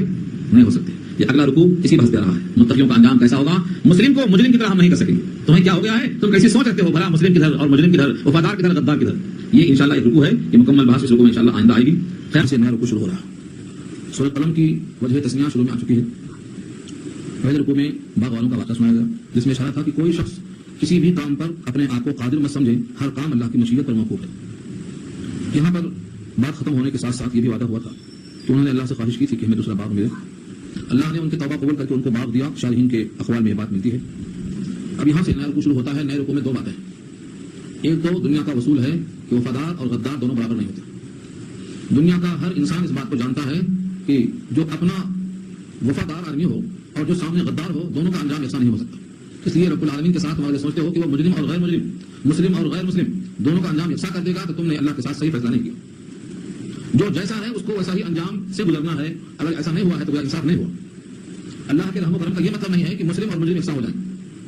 اللہ کے صفت رحیم اور صفت غفور کا یہ مطلب نہیں ہے کہ جو کافر ہیں وہ بھی جنت چلے جائیں. دونوں میں فرق ہوگا. اس رکوع میں یہی مضمون پیش کیا جائے. اس کے بعد سب سے اہم جو عمل نماز ہے، نماز کے تاریخ کا اور نماز کے پڑھنے والے کا دونوں کا فرق بتایا گیا ہے جو محشر کے میدان میں ظاہر ہوگا. اور تیسری بات بتائی گئی ہے کہ کوئی بھی اللہ سے وعدہ کر کے، کوئی معاہدہ کر کے نہیں بیٹھا ہے کہ جو چاہے فیصلہ کر لے. سب کے واسطے ایک ہی قانون ہے، وہ کتاب الہی. چوتھی بات آئے گی کہ نظر بد حق ہے. لوگ نظروں سے آپ کو پھسلا کر نیچے گرانا چاہتے ہیں کہ ان کی نگاہیں اور ان کی نگاہوں سے آپ کو کوئی اذیت نہیں پہنچے گی. اللہ اس پر قادر ہے. یہ ہے مضمون جو آخر رکوع میں انشاءاللہ آج آپ سنیں گے. پہلی آیت دیکھیے، ان للمتقین عند ربهم جنات النعیم. بے شک متقیوں کے لیے ان کے رب کے پاس نعمتوں کے باغات ہیں. ایسے باغات ہیں جس میں مختلف قسم کی نعمتیں ہیں. یہ متقیوں کا انجام ہے. یہ جملہ قرآن میں کثرت سے استعمال ہوا کہ متقیوں کے لیے نعمتوں کے باغ ہیں، یہ اللہ نے انتظام کیا. اس کے برخلاف جو متقی نہیں ہیں، اگر وہی سمجھتے ہیں کہ صرف متقیوں کے لیے نہیں ہے بلکہ ہمارے لیے بھی ہے، تو ان کا ذہن یہاں صاف کیا گیا ہے. افنجعل المسلمین کالمجرمین. کے معنی کیا اور فا کے معنی بس. نجعلو ہم کر دیں گے مسلمین مسلمانوں کو کالمجرمین مجرمین کی طرح. کل معنی یہاں کل الگ لفظ ہے. کاف زبر کا تشبیہ کے لیے ہے اور المجرمین کا وہ لام ہے اس میں کاف لگایا تو کل مجرمین پڑا گیا. کاف تشبیہ کے لیے، کاف زبر کا ہمیشہ تشبیہ کے واسطے ہے. کما جیسا کہ تو کما کے بجائے صرف کا جو لفظ ہے کاف زبر کا یہ تشبیہ کے لیے. تو ایک لفظ ہے المسلمین، اس کا اپوزٹ ہے المجرمین. دونوں کے بیچ میں کیا لفظ ہے؟ کاف ہے. وہ کاف میں تشبیہ کہلاتا ہے. شروع میں نشان لگا ہے سوال نشان. افا نجعلو، کیا بس ہم کر دیں گے مسلمین کو مجرمین کی طرح. سوال کیا ہے رب کریم نے. اگر کوئی انسان سمجھ جائے انداز کو تو کہے گا نہیں مسلم کا انجام الگ ہوگا مجرم کا الگ ہوگا. چنانچہ سورہ یاسین میں اللہ نے خود کہا ہے وامتازوا اليوم ایھا المجرمین وامتازوا اليوم ایھا المجرمون. وہ مجرمون یہاں مجرمین وہی چیز ہے قراف کی بنا پر یا نون سے تشبیہ کی یا نون سے جمع گئی مجرم جمع مجرمون قراف کی بنا پر مجرمین. تو سورہ یاسین کے سبب والے کیا اللہ نے کہ ہم قیامت میں کہیں گے اے مجرموں آج الگ الگ ہو جاؤ آج خلط ملت نہیں ہو سکتی. وامتازوا اليوم ایھا المجرمون تو الگ کس سے کریں گے مجرم کو غیر مجرم سے الگ کریں گے تو متقی اور غیر متقی الگ ہو جائیں گے نمازی بے نمازی الگ ہو جائیں گے. وہاں گڑ مڑ ہونے کا چانس ختم. دنیا میں ایک اصول یہ ہے کہ کبوتر کبوتر کے ساتھ کوا کوے کے ساتھ مور مور کے ساتھ شاید کہتا ہے کلد ہم جنس با ہم جنس پرواز کبوتر با کبوتر باز با باز باز اڑتا ہے باز کے ساتھ کبوتر اڑتا ہے کبوتر کے ساتھ. یہ اس کو میدان ہے. اللہ فرماتے ہیں ہم چھانٹ چھانٹ کر بھیجیں گے مجرم کو مسلم کے ساتھ نہیں کریں گے بالکل الگ کریں گے اس کو. اگر کوئی دونوں کو اکٹھا سمجھ رہا ہے تو اللہ اسے پوچھتے ہیں ما لکم تمہیں کیا ہو گیا ہے ما لکم یہاں لگا ہے وقت وقت ٹھہر جاؤ یہاں رکنا ہی رکنا ہے کوشچن مارک ہے اللہ کی طرف سے ما لکم تمہیں ہو کیا گیا ہے. تم مسلم مجرم کو ایک ساتھ سمجھتے کیسے تم وفادار غدار کو سمجھتے کیسے تم چور کو اور شاہ کو برابر سمجھتے. ایک قانون کو فالو کرنے والا ہے ایک قانون سیکھنے کرنے والا ہے دونوں کا انجام ایک ساتھ کیسے ہو سکتا ہے. ما لکم تمہیں ہو کیا گیا جواب دینا پڑتا کیا ہو گیا. کیف تحکمون کیسا فیصلہ کرتے ہو تم کیف تحکمون کیسا فیصلہ کرتے ہو تم. چلو تم نے کہا کہ ہمارا فیصلہ ہم نے نہیں کیا ہے ہماری کتابوں میں لکھا ہے ہمارے پاس کوئی دلیل ہے. دونوں سوال کیا اللہ نے ام لکم کتاب فیہ تدرسون کیا تمہارے لیے کوئی کتاب ہے کہ جس میں تم سبق پڑھ رہے ہو ایسا کوئی کورس میں کتاب گزری ایسی کہ مجرم اور غیر مجرم دونوں کا انجام ایسا ہوگا. ام لکم کتاب کیا ہے تمہارے واسطے کتاب ان میں جو تنوین ہے کوئی کتاب دنیا کے کسی کورس میں ہے فیہ تدرسون جس میں تم سبق پڑھ رہے ہو. درس کہتے ہیں اسے سلسلہ درس درس مانے تدرسون اسی درس سے بنا ہے ایک لفظ کو بار بار دہرانا درسا جس کے معنی آتے ہیں گھس کے اس کو رگڑ کے صاف کرنا. درس میں ایک لفظ کو بار بار بول کے دماغ میں بٹھایا جاتا ہے اس کو درس بولتے ہیں. تو تدرسون اسے سلسلہ ہے سبق لینا سبق حاصل کرنا. کیا تمہیں کوئی کتاب ملی ہے تم جس میں پڑھ رہے ہو. ان لکم فیہ اس کتاب میں کیا ایسا مضمون ہے ان لکم فیہ بے شک ہے تمہارے لیے اس میں لما تخیرون جس کو تم پسند کرتے ہو. تخیر اختیار جس کو ہم بولتے ہیں اردو میں پسند کرنا. تو تم جو چیز پسند کرتے ہو تم کو وہی ملے گی ایسا کچھ لکھا ہوا ہے اس کتاب میں. دوسرا امکان تھا کہ تم نے اللہ سے کوئی عہد لے لیا ہو ایگریمنٹ ہو گیا ہو تمہارا اللہ سے کوئی معاہدہ ہو اس پر بھی سوال کیا ام لکم ایمان علینا کیا تمہارے لیے کوئی قسم ہے ہمارے اوپر بالغۃ الی یوم القیامہ وہ جو قسم ٹھیک پہنچنے والی ہو قیامت تک کے واسطے ان لکم لما تحکمون کہ بے شک تمہارے واسطے وہی ملے گا جو تم فیصلہ کرو گے. ایسا ایگریمنٹ تم سے ہمارا کچھ ہے یہ بھی نہیں. اگر ہے کسی کے دماغ میں کہ کوئی معاہدہ ہے تمہاری کتاب میں ایسا لکھا ہوا ہے کہ تم جو چاہیں گے تم کو ملنے والا ہے تو کفار قریش کو جمع کر کے ان کو سب کو اکٹھا کر کے ان سے پوچھو سلہم ان سے پوچھو ایہم بذالک زعیم کون ہے لیڈر یہ مطالبہ کون پورا کرے گا تم میں سے جواب دو. زعیم کے معنی آتے ہیں نیتا کے زعیم کے معنی لیڈر زعیم کے معنی گمان اور زعیم کے معنی گمان دلا کر اطمینان دلانے والا کہ میں یہ سب کروں گا زعیم کا تعبیر. تو اللہ پوچھتے ہیں سلہم ان سے پوچھو ایہم بذالک زعیم کون ہے ذمہ لینے والا کون ہے اس میں اپنے آپ کو پیش کرنے والا کہ میں یہ کام کراؤں گا کہ میں جو چاہتا ہوں وہ ہوگا. نام پوچھو اس کا. ظاہر ہے کہ جب ایسے موقع پر بلایا جاتا ہے کہ کوئی کھڑا ہو کر بیان دے کہ میں یہ کام کرنے والا ہوں تو سب خاموش ہو جاتے ہیں. یہ سب کے ساتھ بولتے رہنا بہت آسان ہے لیکن یہ وعدہ کرنا کہ میں تمہارا ٹھیکیدار ہوں اور میں تمہارا ذمہ دار ہوں تمہارا ذمہ میں لیتا ہوں کہ تمہیں جو ملے گا تمہاری پسند کا ملے گا تم سے اللہ کا کوئی معاہدہ ہے تمہاری پسند کے حساب سے فیصلہ کیا جائے گا. ام لہم شرکاء تو یہ بھی نہیں ہے کہ شکل یہ بھی ہو سکتی ہے ام لہم شرکاء کیا ان کے لیے کوئی شریک اور پارٹنرشپ ہے کوئی شرکت کرنے والا ہے فلیاتوا بشرکائہم تو چاہیے کہ بلائیں اپنے شرکاء کو ان کانوا صادقین اگر وہ سچے ہیں. ظاہر ہے کہ کوئی شریک نہیں کیونکہ اللہ شرکت سے بے نیاز ہے. جس کا کوئی شریک نہ ہو اس کے شرکاء نہیں ہو سکتے. اللہ تعالیٰ کی ذات اور صفات میں کوئی شریک نہیں ہے لہذا کوئی مدعی پیدا نہیں ہوگا. اب یہاں سے ایک خاص موقع جو محشر میں آئے گا اللہ اپنی پنڈلی کھولیں گے.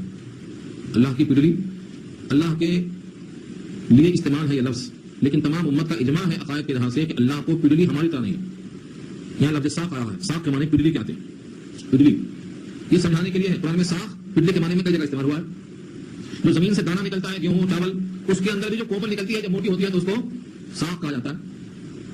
تو پنڈلی کا لفظ آیا ہے لیکن اللہ تو جسم سے پاک. جب اللہ کو جسمیت ہی نہیں ہے تو پھر پنڈلی کیا کمر کیا چہرہ کیا ہاتھ کیا. اللہ تعالیٰ کے واسطے ان تمام لفظوں کا استعمال جو کیا گیا ہے وہ پنڈلی جسم کا وہ حصہ ہے جس پر انسان کا پورا وزن پڑتا ہے وہ سنبھالنے والا حصہ.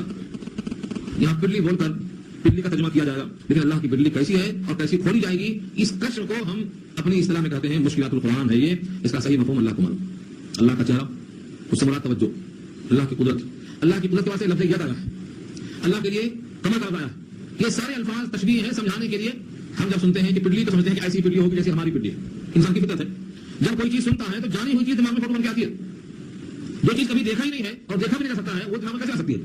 لیکن اس کا مطلب یہ نہیں کہ پنڈلی سے مراد محشر کے میدان میں ایسی ہی پنڈلی ہوگی جیسے ہماری پنڈلی. یہ مراد کہاں سے اللہ کی پنڈلی اللہ کی شان کے مطابق ہوگی وہ اللہ جانتا ہے. یہ امت کا فیصلہ ہے. محشر کے میدان میں اللہ کی پنڈلی کھولی جائے گی. وہ پنڈلی کھلے گی تو حکم ہوگا کہ اب اپنے رب کو سجدہ کرو. جو دنیا میں سجدہ کیا کرتے تھے وہ خود بخود پنڈلی کو دیکھ کر سجدے میں بے ساختہ گر جائیں گے. اس آیت کا مضمون ہے. اور جو دنیا میں صحت مند تھے, کوئی عذر نہیں تھا, بیمار نہیں تھے, کوئی قسم کی کوئی پریشانی نہیں تھی, بنا کسی وجہ کے نمازیں چھوڑتے رہے, وہ اس دن سجدہ کرنا چاہیں گے لیکن ان کی کمریں جھکیں گی نہیں. کہ کمر جب فولڈ ہوتی ہے تو آدمی سجدے کو جا سکتا ہے. اللہ کی طرف سے ان کی کمر تختے کی طرف سخت کر دی جائے گی, وہ مڑے گی, فولڈ نہیں ہوگی, اور جب کھڑے رہ جائیں گے اور سب سجدے رہیں گے تو ان کو لوگ دیکھیں گے کہ یہ سجدوں سے محروم, اللہ کی اطاعت سے محروم. کی علامت ہوگی کہ اب ان کے چہرے پر سیاہی اور ذلت آئے گی. اور سجدہ کرنے پر قادر آج اس واسطے نہیں ہے کہ جب قادر تھے تو سجدہ نہیں کرتے تھے, اس کے عوض میں آدمی کی قدرت چھین لی گئی. اور اس محشر کے میدان میں علی رؤوس الاشہاد سب کی نظروں میں ذکر خار ہو جائے. بے نمازی کے لیے یہ سب سے بڑی سخت وعید ہے. بے نمازی سمجھتا ہے کہ میری نماز سے مجھے سروکار ہے, کسی کو کیا ہوتا ہے. بے نمازی کا محشر کے میدان میں رسوا کیا جانا اس آیت سے صراحتاً ثابت ہے. میں جب لفظوں کو دکھا دوں کہ بتاؤں کہ اتنا سخت کیوں ہے نماز کا چھوڑنا. قرآن کریم کی بہت سی آیتوں میں یہ مضامین آئے. دیکھیے لفظ کیا ہے, یوم یکشف, جس دن کھولا جائے, عن ساق, پڈلی سے. وہی پڈلی ہے, یہ اللہ کی پڈلی ہے, اللہ کی شان کے مطابق ہے. اس کا صحیح مفہوم اللہ ہی جانتے ہیں کہ پڈلی کیسی ہوگی. یہ آیت متشابہات میں سے. ساق کا لفظ اللہ کے لیے متشابہات میں سے, چہرہ اللہ کا متشابہات میں سے. کیسا چہرہ ہوگا؟ جب بھی چہرہ ہم سمجھتے ہیں تو کوئی چہرہ ہمارے سامنے آتا ہے, دیکھا ہوا ہے. اللہ تعالیٰ کو جسم نہیں ہے, کیونکہ جسم کی خاصیت کیا ہے, جسم محدود ہوتا ہے, کسی سمت میں ہوتا ہے, اس لیے اللہ تعالیٰ جسم سے پاک ہے, اس کو جسم نہیں. آنکھ کے بغیر دیکھتا ہے, کان کے بغیر سنتا ہے, پاؤں کے بغیر چلتا ہے. چل کے آنا مراد ہے, ہمیں سمجھانے کے واسطے دوڑ کے آنا, لیکن یہ پاؤں کے بغیر چلتا ہے. تو جسم کا ہونا, جسم کا مطلب کیا ہے, جسم محدود ہے. جسم کے لیے ایک جہت اور ایک سمت ہے. اللہ تعالیٰ جہت سے پاک ہے, سمت سے پاک ہے, جسمیت سے پاک ہے. اور جسم فانی ہوتا ہے, ہر جسم فانی ہوتا ہے, جسم کے لیے فنا ہے. اللہ نے خود کہا کل من علیہا فان. تو جب جسم فانی ہے تو جسم والا فانی ہوگا. اور اللہ فرماتے ہیں اللہ کی ذات کے لیے فنا نہیں ہے, بلکہ جب سب ختم ہو جائیں گے تو اللہ رہیں گے. جب کوئی نہیں تھا تو اللہ موجود تھے, والاول والآخر والظاہر والباطن, تو حدیث میں آ چکا. تو اس لیے اللہ کو اپنی طرح ہم قیاس کر نہیں سکتے. ویسے ہم اس لیے کہا پڈلی سے ہماری پڈلی مراد لینا. اللہ کی پڈلی اللہ کی شان کے مطابق, اللہ کا چہرہ اللہ کی شان کے مطابق, اللہ کی قدرت اللہ کی شان کے مطابق. ہاتھ, اللہ کا ہاتھ استعمال ہوا, ید. ہم نے صرف ید انسانوں کا دکھا, فرشتوں کا دکھا نہیں دیکھا. تو ہمارے سامنے جب ید آئے گا تو ہم اپنا ید سمجھیں گے, اپنا ہاتھ سمجھیں گے, نہ فرشتوں کا نہ اللہ کا. حالانکہ اللہ تعالیٰ کا ید جب آئے تو مانے اس کی قدرت ہے. یمین بھی تمثیل ہے برکت کے لیے. فرمایا ہے والسماوات مطویات بیمینہ, آسمان سارا کا سارا لپٹا ہوگا میرے دائیں ہاتھ میں. یہ قرآن کریم کی آیت ہے. والسماوات مطویات بیمینہ, جتنے بھی آسمان ہیں, سماوات جمع ہے, سارے آسمان جیسے آپ کے ہاتھ میں رومال لپٹا ہوا ہو, جھنڈا لپٹا ہوا ہو, ایسا اللہ کے ہاتھ میں لپٹا ہوا ہوگا. قدرت دکھانا ہے اللہ کی. تو جہاں جہاں بھی لفظ آئے وہ سب اللہ کی شان, اللہ کی مرضی کے مطابق ہے. بندہ اپنے فہم کے مطابق سمجھ سکتا ہے. حدیثوں میں ایسا کیا ہے کہ اللہ کی شان کے مطابق. بلی کیسی ہوگی, بلی کو دیکھنے کے واسطے انسان کی وہ آنکھیں تاب لائیں گی یا نہیں لائیں گی. بس یہ سمجھو کہ یہ جو لفظ ید ہے یا چہرہ ہے یا پڈلی ہے, یہ سب متشابہات میں سے ہیں. ان کو ایسا ہی تسلیم کر لینا ہے. اس کی کیفیت اللہ کو معلوم ہے, اللہ کی ذات, اس کا وجود, حیات, سما, بصر, ان تمام چیزوں کو آپ ایسا ہی سمجھیں کہ بس اللہ کی شان کے مطابق. پڈلی کھولی جائے گی, وَيُدْعَوْنَ إِلَى السُّجُودِ, اور بلائے جائیں گے سجدہ کرنے کو. فَلَا يَسْتَطِيعُونَ, تو وہ استطاعت نہیں رکھیں گے سجدہ کرنے کی. استطاعت نہیں رکھیں گے یعنی قدرت نہیں رکھیں گے. سجدے میں جھکنا پڑتا, 8 ہڈیاں لگنا ہے, کمر جھکے گی تو 8 ہڈیاں لگے گی. فَلَا يَسْتَطِيعُونَ, استطاعت نہیں رکھیں گے جھکنے کی, جھک نہیں سکیں گے. کیا ہو جائے گا؟ آج بھی لوگ بولتے ہیں میری کمر پکڑ لی, مطلب کیا ہوا, جھکنا نہیں آ رہا. صبح انسان اٹھتا ہے تو اس کی ہڈیوں کا صدقہ ہوتا ہے. واجب ہوتا ہے کہ اپنے مالک کا شکریہ ادا کرے. اگر 2 رکعت سنت اور 2 رکعت فرض پڑھ لیا تو ہڈیوں کا صدقہ ادا ہو گیا. یہ کبھی نہیں ادا کرتا ہوتا, تو کیا ہوا, کمر پکڑ لی, پکڑ گیا. کتنے لوگ تو بستر پہ جاتے, کیا بھائی کمر پکڑ لی. پکڑ لی نہیں ہے, اللہ کا حکم ہے کہ پکڑو, عقل آئے گی. ٹھکانے لگے گی عقل, اپنے کو سمجھ رہا ہے کہ میرے اوپر حق نہیں ہے, پکڑو ذرا. جب کبھی مصیبت آتی ہے جسمانی یا کسی اور قسم کی, تو اللہ فرماتے ہیں اس کا مقصد یہ ہے لعلہم یتضرعون, تاکہ روئیں, زاری کریں اور احساس دلائیں کہ ہم آزاد نہیں ہیں, بے لگام نہیں. بے لگام اونٹ ہوتا ہے انسان, تو اپنے مالک کا حکم بغیر لگام کے لیے چلتا ہے. تقدیر کے پابند نباتات و جمادات, مومن فقط احکام الہی کا ہے پابند. اس کو لگام کی ضرورت نہیں ہے, تو ہے ہی پہلے سے بچو. باشعور دیکھ کر اس کو خلافت دی اللہ نے زمین کی, اور یہ اپنے کو اعلیٰ سمجھ رہا. تو یہ فقر سے کیا ہوتا ہے, لعلہم یتضرعون, تو رجوع بڑھتا ہے. تو یہ سجدہ کرنے پر قادر نہیں ہوں گے. سب سجدے میں ہیں اور آپ سجدے میں ہیں, تو کیا حال ہوگا آپ کا؟ سوچو, سارے انسان محشر کے میدان میں کھڑے ہیں اور سب سجدہ کرنے پر قادر ہیں. رب کریم ان سے خوش ہو رہا ہے کہ میرے وفادار بندے ہیں جو سجدوں کی حالت سے سجدہ کر رہے ہیں. اور یہ سجدہ جو نہیں کر سکے گا, خاشعۃ ابصارہم, جھکی ہوں گی ان کی نگاہیں. ہمارے آنکھ ملا نہیں سکتا بولتے, ہاں اس نے جرأت نہیں ہے کہ مجھ سے آنکھ ملائے. کیا مطلب ہوا, اتنا اپنے آپ میں شرم و حیا کا غلبہ ہے, اتنے بے عزتی محسوس کرتا ہے کہ آنکھ نہیں ملا سکتا. خاشعۃ ابصارہم, جھکی پڑتی ہوں گی ان کی نگاہیں, ان کی آنکھیں جھکی پڑی. جب آنکھیں جھکی ہوں گی, آنکھ نہیں ملا سکے گا, تو لوگوں کی نگاہ میں کیسا ہوگا, حقیر ہوگا. ترہقہم ذلہ, ذلت ان پر کہیں آتی ہوگی. اس کی وجہ کیا ہے, یہاں اللہ نے خود واضح کر دیا. کوئی روایت میں ابھی جانے کی ضرورت نہیں, روایت آگے آ رہی ہے. وقد كانوا يدعون الى السجود وهم سالمون, اور تحقیق کو بلایا جا کرتا تھا. ہاں, اگر صیغہ ہے واحدہ تو ایک بلایا گیا, اور جمع ہے تو وقد كانوا يدعون, اور تحقیق کی وہ بلائے جاتے تھے الى السجود, سجدوں کی طرف, وهم سالمون, اس حال میں کہ وہ سالم ہوتے تھے. صحیح سلامت ہوتے تھے, چلنے پھرنے پر قادر, سجدہ کرنے پر قادر, رکوع کرنے پر قادر, مسجدوں میں آنے پر قادر, وقت کا کوئی مسئلہ نہیں. اس کے باوجود وہ نہیں آیا کرتے تھے. دعوت دی جاتی تھی, دعوت دینے کی شکل الگ ہو سکتی ہے. مؤذن کا اذان دینا بھی دعوت ہے, اور گشت کرنے والوں کا کھٹکا مار کے چلیے جماعت آئی ہے بولنا, یہ بھی دعوت ہے. کسی بھی حال میں دعوت پہنچی, ان کو بلائے گئے نماز کے لیے اور نماز میں نہیں آئے, اور صحیح سالم ہے, کوئی بیماری کا عذر نہیں ہے, تو ان تمام بے سجدہ مزداگیر ہوگا. قرآن کریم کی اس آیت میں صراحتاً حکم یہ ہے کہ سجدوں کی طرف بلائے جانے کے باوجود اگر کوئی عذر شرعی نہیں ہے, عذر طبعی بھی نہیں ہے, پھر بھی وہ نماز کے واسطے نہیں آئے, تو یہ سبب بنے گا ان کی کمروں کے سخت ہو جانے کا اور ذلت کے پا جانے کا. اب انہیں کوئی بچا نہیں سکتا. سورہ روم 21 جو آیت ہے, نماز قائم کرو اور مشرکوں میں سے مت ہو جاؤ, یہاں سمجھ میں آتا اقیموا الصلاۃ ولا تکونوا من المشرکین. منیبین الیہ واتقوا واقیموا الصلاۃ, اس کی طرف متوجہ ہو جاؤ, اس سے ڈرو, نماز قائم کرو, مشرکوں میں سے مت ہو جاؤ. کہ نماز قائم کرنا ایمان کی علامت ہے, نماز کا قائم نہ کرنا مشرکوں کی علامت ہے. آج نمازیں چھوڑنے والے کہتے ہیں ہم سنی مسلمان, نمازیں نہیں پڑھیں گے, سنی مسلمان کیسے ہو گئے؟ نماز پڑھنا نبی کی سنت ہے. نبی نے کون سی نماز چھوڑی زندگی بھر میں؟ ایک بتا دو. مناسب وفات میں چھوڑی نماز کیا؟ جب آپ بستر پہ فلیش تھے اس وقت بھی آپ نے نماز نہیں چھوڑی. دو صحابی کے اوپر وزن ڈال کر, ایک طرف عباس ایک طرف علی, ان کے کندھوں پر زور دے کر نماز میں اس حال میں آئے کہ نبی کے پاؤں زمین پر گھسٹ رہے تھے, اور راوی کہتے ہیں نبی کے پاؤں کے نشان دیکھے گئے زمین پر. یہ نماز کا اہتمام نبی کے پاس تھا. تم نبی کے عاشق ہیں اور صحیح کرتے ہیں, نماز غائب, پھر تم سنی. نام رکھنے سے کوئی سنی نہیں بنتا. اگر چور نام رکھ لے کہ میں شاہ ہوں تو شاہ نہیں بن جائے گا. جھوٹ بولنے والا نام صادق ہے, صادق نہیں بن جائے گا, قاضی بن جائے گا. صادق کا نام قاضی رکھا, نام رکھنے سے کچھ نہیں ہوتا. نام زنگی نہنگ کافور. کبھی داس کہتے ہیں چلتی کا نام گاڑی رکھے, چلتی کا نام گاڑی, جو کہیں خوب بھگتے ہیں چلنے والی ٹرین, کیا بولتے گاڑی, گاڑی مانے گھڑے میں گاڑی لے گی, تو چلتی کا نام گاڑی. نارنگی کا رنگی, رنگی کو نارنگی کہیں, چلتی کو گاڑی. کبیر داس نے بہت اس پر لمبے دوہے لکھے ہیں. ہر وہ چیز دیکھو جس میں رنگ بھرا ہے, بہترین رنگ ہے, نارنگی بول دیا اس کو. تیل بھرنے میں سب سے آگے ہے تو گاڑی بول دیا اس کو. کبیر داس کی الٹی پانی اور بس سے کمبل بھیگے پانی, انہوں نے لکھا ہے اس میں, یہ سب الٹا ہے مسئلہ. نمازوں سے مطلب نہیں, قرآن سے مطلب نہیں, حدیث سے مطلب نہیں. اس کے بعد نام کیا ہے؟ سنت والجماعت. تو کہاں سے نماز چھوڑنے والا سنی ہو ہی نہیں سکتا, وہ تو باقی رسول اللہ, کیونکہ نماز نبی نے زندگی میں کبھی نہیں چھوڑی. ہمیشہ چھوڑنے والا نبی کا عاشق ہو نہیں سکتا, جھوٹ بولنے والا. اللہ نے نماز کو ٹائم پر فرض کیا ہے. حضرت عبداللہ بن مسعود کہتے ہیں نبی کو میں نے کبھی کوئی نماز بے وقت پڑھتے نہیں دیکھا. غزوہ خندق میں دو نمازیں قضا ہوئی تو حضور نے بدعا کیا, ان کو اللہ تعالیٰ سزا دے اس کی, ان کی قبروں کو آگ سے بھر دے. انہوں نے مجھے نماز نہیں پڑھنے دیا. دو وقت کی نماز زندگی بھر میں جنگ کی وجہ سے مؤخر ہوئی, صرف جنگ کی بنا پر مؤخر ہوئی, چھوڑ نہیں دیا. آج بہت سے دیوانے کہتے ہیں اگر نمازیں بہت چھوٹ گئی ہیں تو توبہ کر لو, معاف ہو جاتی. یہ کون سی حدیث میں؟ نام کچھ بھی رکھ لو, نام رکھنے سے نہیں ہوتا. حدیث دکھا دو کہ نمازیں توبہ سے معاف ہوتی ہیں, میں مان لیتا ہوں. کوئی آیت دکھا دو, کوئی حدیث دکھا دو, ورنہ یہ کہا دو ہمارا نام غلط پڑ رہا ہے, ہمارے حدیث نہیں, ہم جھوٹ بول رہے ہیں. اگر حدیث دکھا دو نماز توبہ سے معاف ہوتی ہے, ہم توبہ کرنے کو تیار ہیں. بتا دو حدیث. بخاری میں حضور نے یہ فرمایا ہے, امام بخاری نقل کرتے ہیں, اگر نماز چھوٹ جائے کسی بھی وجہ سے چھوٹ جائے تو اس کا کفارہ پیسوں سے نہیں ہوتا, توبہ سے نہیں ہوتا. لا کفارۃ لہا الا ذاک. یہ حدیث ہے بخاری میں. نماز چھوٹ گئی ہے تو اس کا کفارہ نماز ہی ہے, توبہ سے معاف نہیں ہوتی. یہ جھوٹ بولتے ہیں جو کہتے ہیں کہ نمازیں چھوٹ گئی ہیں ایک ہفتے کی, ایک سال کی, تو توبہ کرو معاف ہو جاتی. بالغ ہونے کے بعد کوئی نماز معاف نہیں ہے. ہاں اصل وجہ یہ ہے, تو آواز ساتھ کر دوں ان کا, ان کے عقیدے میں یہ بات ہے کہ گناہ کبیرہ کا مرتکب کافر ہو جاتا ہے. اگر بالغ ہونے کے بعد جان بوجھ کے نماز نہیں پڑھا تو کافر ہو گیا. جب کافر ہو گیا تو اس پر نماز فرض ہی نہیں. لہٰذا جب ہوش آیا اس وقت نماز پڑھنا شروع کرے گا. یہ نمازیں چھوٹ گئی بیچ میں, یہ تو حالت کو چھوٹیاں بولتے, اس پر نماز پڑھا نہیں. یہ ہے ان کا اصل میں عقیدہ. میں ان سے یہ پوچھنا چاہتا ہوں کہ ٹھیک ہے یہ درمیان میں ان کی نمازیں چھوٹ گئی تھی, وہ حالت کفر میں تھے, ان کو نماز فرض نہیں ہوئی, تو ان کی بیوی کا نکاح باقی تھا کہ ختم ہو گیا تھا؟ وہ بھی کیا چلتا ہے حالت کفر میں؟ مومن کا نکاح عورت سے جبکہ وہ مومنہ ہو اور شوہر کافر ہو جائے تو نکاح ٹوٹ جاتا ہے. بچے حامی پیدا ہوں گے, پیدا ہوں گے تو جب نکاح نہیں ٹوٹا, بچے حامی نہیں پیدا ہوئے, تو یہ بندہ حالت کفر جائے کیسے؟ لہذا یہ سب فرار ہے. نہ نکاح ٹوٹا, نہ بچے حرامی پیدا ہوئے, نہ حالت کفر. کوئی گناہ سے بندہ کافر نہیں ہوتا, گناہ کبیرہ کا مرتکب کافر نہیں ہوتا. کوئی بھی گناہ ہو بندہ کافر نہیں ہوتا جب تک کہ اس کا عقیدہ کافرانہ نہ ہو جائے. گناہ کبیرہ کا مرتکب کافر نہیں ہوتا. امام بخاری کی رائے, میری رائے نہیں ہے. جس بخاری کا بار بار نام لیا جاتا ہے, بخاری کا بھی یہی عقیدہ ہے, گناہ کبیرہ کا مرتکب کافر نہیں ہوتا. یہ کس کا عقیدہ ہے؟ گناہ کبیرہ کا مرتکب کافر ہوتا ہے. کس کا عقیدہ ہے؟ ایک فرقہ ہے خوارج کا. وہ خوارج کہتا ہے کہ جس نے بھی جان بوجھ کر گناہ کیا خرج عن الاسلام, وہ خوارج کا عقیدہ.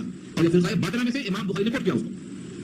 ایک فرقہ ہے وہ کہتا ہے منزلۃ بین المنزلتین, نہ کافر رہا نہ مومن رہا. نماز چھوڑتے ہی اسلام سے نکل گیا, کلمہ چونکہ باقی ہے تو کافر نہیں ہوا, تو منزلۃ بین المنزلتین کے قائل ہے وہ. یہ بھی فرقہ باطل ہے. تو اگر آپ امام بخاری کی پوری تائید کر رہے ہیں تو ان کے عقیدے سے انحراف کیوں کر رہے ہیں؟ ان کا عقیدہ تو یہ ہے گناہ کبیرہ کا مرتکب کافر نہیں ہوتا. ٹھیک ہے, تو پھر نمازی جس نے نمازیں چھوڑی ہے کافر نہیں ہوا, گنہگار ہوا. اب جب توبہ کی توفیق ہوئی ہے تو یہ نمازیں اس کے ذمہ جو تھی وہ اللہ نے فرض کی تھی, ہم کیسے معاف کریں گے اس کو؟ نبی پر نمازیں جو فرض تھی وہ بھی اللہ نے معاف نہیں کیا, قضا کرنا پڑا. تو نمازیں کسی کی چھوٹ جائیں بالغ ہونے کے بعد حالت اسلام میں اس کو قضا ہی کرنا پڑے گا. لا کفارۃ لہا الا ذاک, یہ بخاری میں الفاظ ہیں حدیث کے. ہاں ایک شکل ہے کہ کوئی اب تک بچپن سے کافر ہی تھا, اب اسلام میں آیا ہے تو اس کی نماز فرض نہیں تھی, اس کا حکم یہاں نہیں ہے. لیکن حالت اسلام میں ہے, حالت ایمان میں ہے, کسی کمزوری کی بنا پر, غفلت کی بنا پر, صحبت کی بنا پر, برے ماحول کی بنا پر نماز چھوڑتا رہا, وہ نمازیں توبہ سے معاف نہیں ہوں گی. کس نے کہا معاف ہوں گی توبہ سے؟ حضور نے کہا بتاؤ, ہم نے کہا تھا. حضور کا قول یہ ہے لا کفارۃ لہا الا ذاک. اس حدیث کے جواب میں ہمیں حدیث چاہیے, ورنہ نمازوں کی قضا ہے ہر بندے پر. کسی کے کہنے سے اور حکم لگانے سے نماز معاف نہیں ہوتی, کیونکہ نماز چھوڑنے والا محشر میں اس حال میں آئے گا اس کا ذکر کیا گیا ہے وقد كانوا يدعون الى السجود وهم سالمون فذرني ومن يكذب بهذا الحديث اللہ فرماتے ہیں کہ اب مجھ کو چھوڑ دو اور جو ان باتوں کو جھٹلاتے ہیں ان کو بھی چھوڑ دو میں دیکھ لیتا ہوں آپ فکر مت کرو فذرنی مجھ کو چھوڑ دو جیسے آپ کہتے ہیں اردو میں میرے اوپر چھوڑ دو میں دیکھ لوں گا فکر مت کرو آپ میرے اوپر چھوڑ دو میں دیکھ لوں گا یہ لہجہ یہاں فذرنی مجھے چھوڑ دو ومن يكذب بهذا الحديث اور جو جھٹلائے گا میری ان باتوں کو ان کو دیکھ لوں گا سنستدرجهم من حيث لا يعلمون ایسا ان کو آہستہ آہستہ سے پر چڑھاؤں گا ایسے مقام سے ان کو جہنم تک پہنچاؤں گا کہ ان کو خبر نہ ہو کہ میں کہاں جا رہا ہوں من حيث لا يعلمون ان کو نہیں پتہ چلے گا کہ کہاں جا رہے ہو سیڑھی ایسے سیڑھیوں پہ اتارتے اتارتے ان کو اس مقام تک پہنچائیں گے ان کو پتہ نہیں چلے گا وہ املی لہم اور ان کو میں ڈھیل دے رہا ہوں ڈھیل دیے دیتا ہوں املی املا کے معنی ڈھیل دینا لہم ان کے لیے اور ان کو میں ڈھیل دے جاتا ہوں ان قیدی متین میرا داؤں بڑا مضبوط ہے اللہ کا داؤں قید کہتے ہیں خفیہ سازش کو پلاننگ اور منصوبے کو اور متین کے معنی ٹھوس پکا داؤں ہے میرا میری پکڑ سے کوئی بچ نہیں سکتا یہاں سے آپ کے خطاب نبی کی طرف لوٹ گیا جو اوپر سے آ رہا تھا آپ مکے والوں سے پوچھیے کہ میری باتیں سن کر تم بجائے اسلام سے قریب آنے کی بدعت کر بھاگتے کیوں ہو کیا تم پر کوئی خرچہ مالی پڑ گیا ہے کہ تم بوجھ کرے دب گئے ہو مخلوط ہو کے ام تسألهم اجرا فهم من مغرم مثقلون کیا اے نبی تو ان سے کچھ حق مانگتا ہے اجر کے معنی محنتانہ اجرا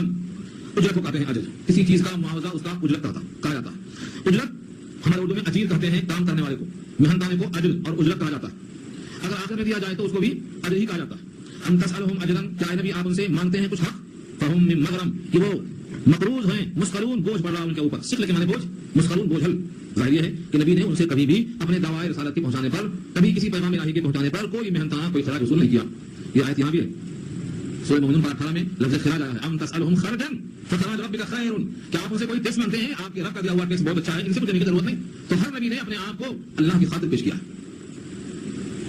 آج جو لوگ اپنے آپ کو اور اپنے اوقات کو اور اپنے مال کو سب کو لگانا چاہتے ہیں ان کو لوگ سمجھتے ہیں کہ دیوانے اور ہولے ہیں نبیوں نے یہ کام کیا ہے قیامت سے پہلے اور آدم کے بعد جتنے نبی آئے ان تمام کا یہ حال بیان کیا گیا ہے کہ انہوں نے اللہ سے لیا ہے بندوں تک پہنچایا ہاں اللہ نے اپنے طرف سے قرآن کریم میں جو چیز مصرف کی بتائی ہے خرچ کے سلسلے میں جیسے مال غنیمت کا حلال ہونا مال فے کا حلال ہونا مال معدن اور رکاز کا حلال ہونا یہ سب شکلیں ہیں جب اللہ کی طرف سے بندہ اسلام پر قائم ہوگا خلافت قائم ہوگی تو مال غنیمت حاصل ہوگا مال فے بھی آئے گا اور مال رکاز مال خمس آئے گا مال زکات آئے گا ان کے آنے کی اور ان کے خرچ ہونے کی جگہ قرآن خود واضح کر دی بندوں سے لے کر اس پیغام پر اجرت نبی نے کام نہیں کیا انبیاء کرام نے جن جن کو پیغام پہنچایا ہے صرف اسی واسطے پہنچایا ہے کہ وہ اللہ کے بندے ہیں اور ان تک پیغام پہنچانا اللہ نے نبوت کا فرض منصبی قرار دیا ہے اگر آپ نے نہیں پہنچایا تو آپ نے حق کے حق کو ادا نہیں کیا وہ ان آیت الفاظ ہیں یا ایھا الرسول بلغ ما انزل الیک من ربک وان لم تفعل فما بلغت رسالته جو بھی نازل کیا ہے آپ کی طرف پہنچا دیجیے اگر آپ نے نہیں پہنچایا تو رسالت کا حق ادا نہیں کیا تو حق ہے لیکن کام ہی ہماری فرضیت ہے تو پھر اس پر کسی سے کچھ لینے کا سوال ہی نہیں دوسرا لفظ کیا ہے ام عندهم الغیب کیا ان کے پاس غیب کی خبریں ہیں فهم یکتبون اس کو وہ لکھ لاتے ہیں تو ان کو معلوم ہو جائے کہ ہم مرنے کے بعد بڑے اچھے رہیں گے اور ہمیں قیامت میں بہت اچھا موقع ملے گا یہ بھی اللہ نے سوال کیا ہے ظاہر یہ ہے کہ اس کا جواب نگیٹو ہے ان کے پاس کوئی علم غیب نہیں ہے اور وہ علم غیب کیا جانتے ہیں ان کے پیٹھ کے پیچھے کیا انہیں نہیں معلوم کوئی خبر نہیں وہ مشہور صفحات ہمارے حقانی صاحب ان کی دو جلدوں میں کتاب آئی ہے تقاریر الحقانی اس میں لکھا ہے مرشد کھانا گھر میں کھاتا بکارتا یہاں اور نماز بولتا مکے میں پڑھتا ہوں یہاں پڑھتا نہیں ایک دن بیوی نے کہا اچھا مرغی بنا کر کے نیچے رکھ دیا پلیٹ میں اور چاول اوپر سے ڈال دیا اب جب کھانا پیش کیا تو غصہ آیا مرشد کو میں کھانا کیسے کھاؤں ارے سکھا ہے چاول کیسے کھاؤں میرا سالن کے اس نے ڈنڈا نکالا اور کہا مکے میں نماز پڑھتا ہے یہاں سے مکے کی آنکھ بجاتا ہے اور روٹی چاول کے نیچے مرغی نظر نہیں آتی تو یہ سب ڈھونگ ہے علم غیب کا سب ڈھونگ ہے اللہ نے سوال کیا اسی نیت سے ام عندهم الغیب کیا ان کے پاس غیب کی خبریں ہیں کہ وہ اس میں سے دکھایا کرتے ہیں کچھ بھی نہیں ہے لہذا آپ کا فیصلہ کیا ہے آپ کا حکم کیا ہے اللہ فرماتے ہیں فصبر لحکم ربک آپ صبر کیجئے استقلال سے ڈٹے رہیے اپنے رب کے حکم کا انتظار کیجئے بے صبری کا مظاہرہ مت کیجئے آج ہی کچھ فیصلہ ہو جائے مکے والوں کے لیے نہیں فصبر لحکم ربک آپ صبر کرو اپنے رب کے حکم کے لیے ولا تکن کصاحب الحوت اور نہ ہو جاؤ مچھلی والے کی طرح حوت کے معنی مچھلی ہے ہوتے حوت اور صاحب معنی والا تو صاحب الحوت مچھلی والا اور یہاں بھی وہ کہا پایا تشبیہ کا جو بنایا تھا کل مجرمین میں کہا وہی کامیابی ہے کہا معنی جیسے تشبیہ دی اللہ نے مچھلی والے کی طرح مت ہو جاؤ یہ مچھلی والے کون ہیں اس سے مراد حضرت یونس ہے قرآن کریم میں مقام پہ ان کو کہا ہے وَظَنُّونَ إِذْ ذَهَبَ مُغَاضِبًا تو ظنون کے معنی وہاں مچھلی والا وہاں چونکہ ظنون سے مراد متعین ہے وہ یہاں بھی وہی ترجمہ کیا ہے مچھلی والے اور انبیاء کرام میں صرف یونس علیہ السلام ہی ہیں مچھلی والے کسی بھی نبی کی طرف کچھ صفتی اور واقعات ہوتے ہیں ان کو جب کہا جاتا ہے تو وہ نبی مراد ہوتے ہیں تو یہاں مچھلی والے مراد حضرت یونس ابن متا یہاں پر ایسا معلوم ہو رہا ہے کہ جیسے حضرت یونس کی طرح نہ ہونے کے لیے اللہ نے نبی کو حکم دیا ہے اور کسی کی طرح نہ ہونا یہ جملے میں اچھا شمار نہیں ہوتا ارے بھائی فلاں کی طرح مت ہو جاؤ مگر نبی ہیں اور کہنے والے اللہ ہیں اللہ اپنے حبیب کو اور اللہ اپنے چاہنے والے بندوں کو جو چاہے کہیں دونوں میں بڑی قربت ہے ہم اس کو سمجھتے ہیں کہ نہیں یہ تو برا ہوا ایسا نہیں ہے ایک محاورہ ہے ضرب الحبیب زبیب محبوب کی مار بھی کشمش لگتی ہے ہاں محبوب کی مار بھی کشمش لگتی ہے جن بندوں کو اللہ سے پیار ہے ان کے بارے میں اللہ کچھ بھی کہے تو ان کو مزہ آتا ہے میں تو موضوع گفتگو بن گیا بات تو میری ہو رہی ہے میرا چرچا ان کی محبت میں بڑی بات ہے تو یہ مت سمجھو کہ ان کی طرح مت ہو جاؤ تو کوئی معطوف بندے ہوں گے. ایک عارضی طور پہ ایک واقعہ پیش آ گیا تھا. اس واقعے میں کچھ باتیں تھیں جو بے صبری تک پہنچ جاتی ہیں. اس کو لوگوں نے لے کر کے انبیاء کی شان میں گستاخی کر دیا ہے. وہاں غلطی ہو گئی تھی, بہت غلطی کی لوگوں نے. ایک واقعہ ہے جس میں جزوی طور پر مثلا پورا واقعہ انشاءاللہ یونس میں آئے گا, اور کچھ حصہ اس کا تفصیل کے ساتھ سورہ صاد 23 میں آئے گا, سورہ انبیاء میں آئے گا. یہاں پر صرف اشارہ ہے کہ ان کی طرح مت ہو جاؤ. کس چیز میں؟ جلدی کرنے میں. بس ایک چیز میں فرمایا ان کی طرح مت ہو جاؤ. انہوں نے اپنی قوم سے کہا تھا دیکھو اگر تم نے بات نہیں مانا تو 3 دن میں عذاب آئے گا. 3 دن آیا, تیسرا دن ختم ہونے والا, عذاب آیا نہیں. قوم کے پاس جھوٹ ثابت ہو جائے تو وہ لوگ قتل کر دیا کرتے تھے. انہوں نے کہا مجھے قوم قتل کر دے گی. نکل گئے, چھوڑ دیا. موصل کا علاقہ تھا نینوا, چھوڑ کے نکل گئے. ابھی اللہ کا حکم نکلنے کو نہیں آیا تھا کہ نکل جاؤ. تیسرا دن ختم نہیں ہو چکا تھا. تیسرا دن ختم ہونے سے پہلے قوم کو احساس ہوا کہ حضرت یونس کہاں ہے, دیکھا دائیں بائیں نظر نہیں آ رہے. سب لوگ سمجھ گئے کہ نکل جانے کا مطلب ہم پر پڑ گیا, ہوش میں آ گئے. پورے گھر والوں کو, بچوں کو, جانوروں کو گھر سے باہر لے کے چلے گئے, سب چھوڑ دیا میدان میں. اب بچے رو رہے ہیں, بچوں کی آہو پکار جانوروں کے ساتھ, سب خلق مت ہو گئے. اتنا روئے کہ جو عذاب تقریباً قریب آنے والا تھا بادلوں کی شکل میں سب چل گیا. کیونکہ حضرت یونس کو نکل جانے کا حکم ابھی نہیں آیا تھا, جلدی نکل گئے. اجتہادی خطا بولتے اس کو, آنے سے پہلے وقت رہ گئے. یہ ہے سب وجہ. تو کیا کم ہوا؟ نمبر 1, اللہ کا عذاب نہیں آیا, عذاب ٹل گیا. امت نے ڈھونڈا تو نہیں ملے تو انہوں نے خود توبہ کر لیا. بلا اللہ کے حکم آئے ہوئے خود بخود چلے گئے. اللہ نے مچھلی کو تیار کیا تھا اور کشتی کو, جس کشتی میں سوار تھے اس کو ڈبانے کا فیصلہ کر لیا. اللہ نے کہا بھائی کوئی نہ کوئی اس میں ہے اپنے مالک سے بھاگا ہوا بڑا غلام, جب تک وہ کودے گا نہیں سب کے سلامتی خطرے میں. اس ابقا الى الفلك المشحون, جب بھاگا بھری ہوئی کشتی میں. ابقا کہتے ہیں اس غلام کو جو مالک کی مرضی کے بغیر بھاگ جائے. وہاں لفظ ابقا استعمال کیا اللہ نے, کیونکہ اللہ مالک ہے اور ہر بندہ اللہ کا مملوک ہے. ان کی مرضی کے بغیر جانا ایسا ہی ہے. فساہما, قرآن اندازی ہوئی. فکان من المدحضین, آپ کا نام نکلا. انہوں نے کہا میں خود کود جاتا ہوں. کودتے ہی تیار تھے مسلم, پیٹ نکلے گئے. اب وہاں جا کر تاریکی میں, تنہائی میں, پیٹ میں حدت ہے, گرمی ہے. سمندر کا نچلا حصہ ہے جہاں مچھلی جا کے بیٹھ گئی. تو سمندر کی تاریکی, پیٹ کی تاریکی, پھر اوپر سے گرمی اور حدت.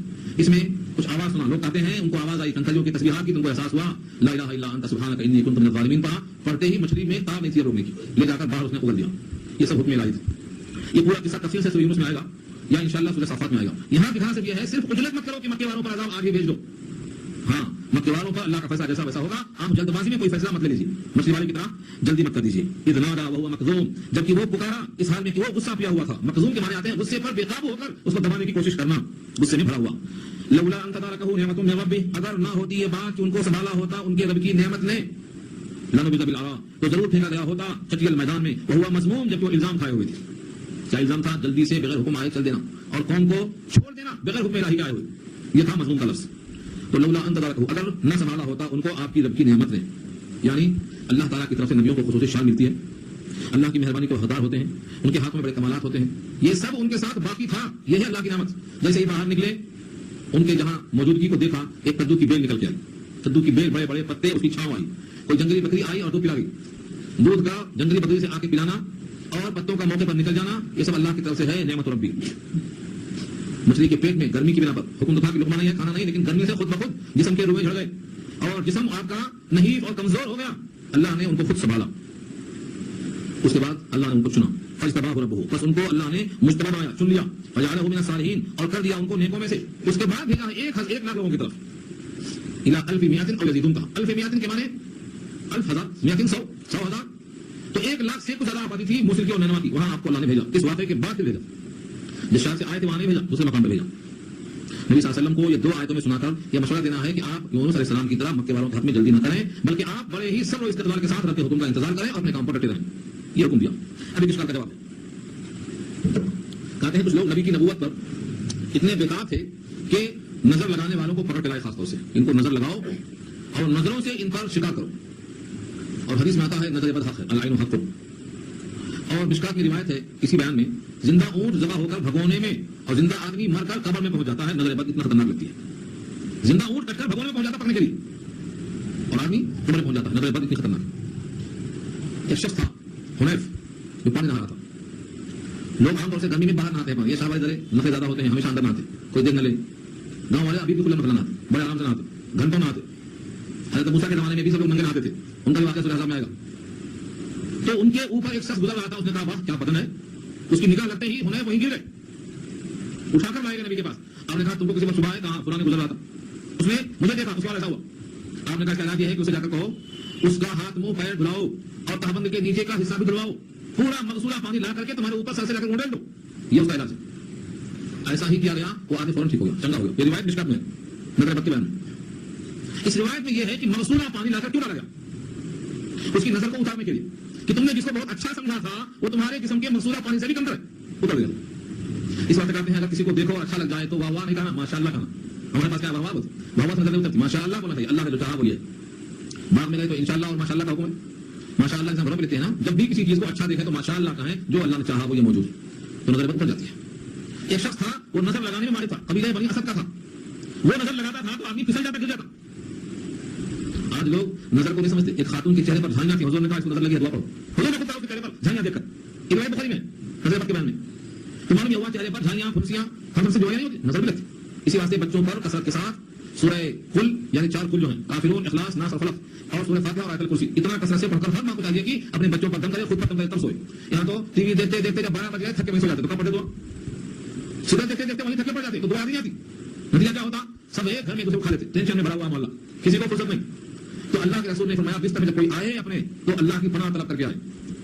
سورہ اخلاص پڑھے گا توحید آئے گی، قانون پڑھے گا تو کفر سے بری ہوگا، ناس اور فلق پڑھے گا حسد نظر سے دور ہو جائے گا، اور آیت الکرسی پڑھے گا تو شیاطین سے محفوظ ہو جائے گا، سورہ فاتحہ پڑھے گا ہر مرض کی شفا ہے سوائے موت کے۔ اب یہ سب مجموعہ ہے، بیٹے کھا کے سو گیا تو کیا فرق پڑتا ہے، کچھ بھی نہیں۔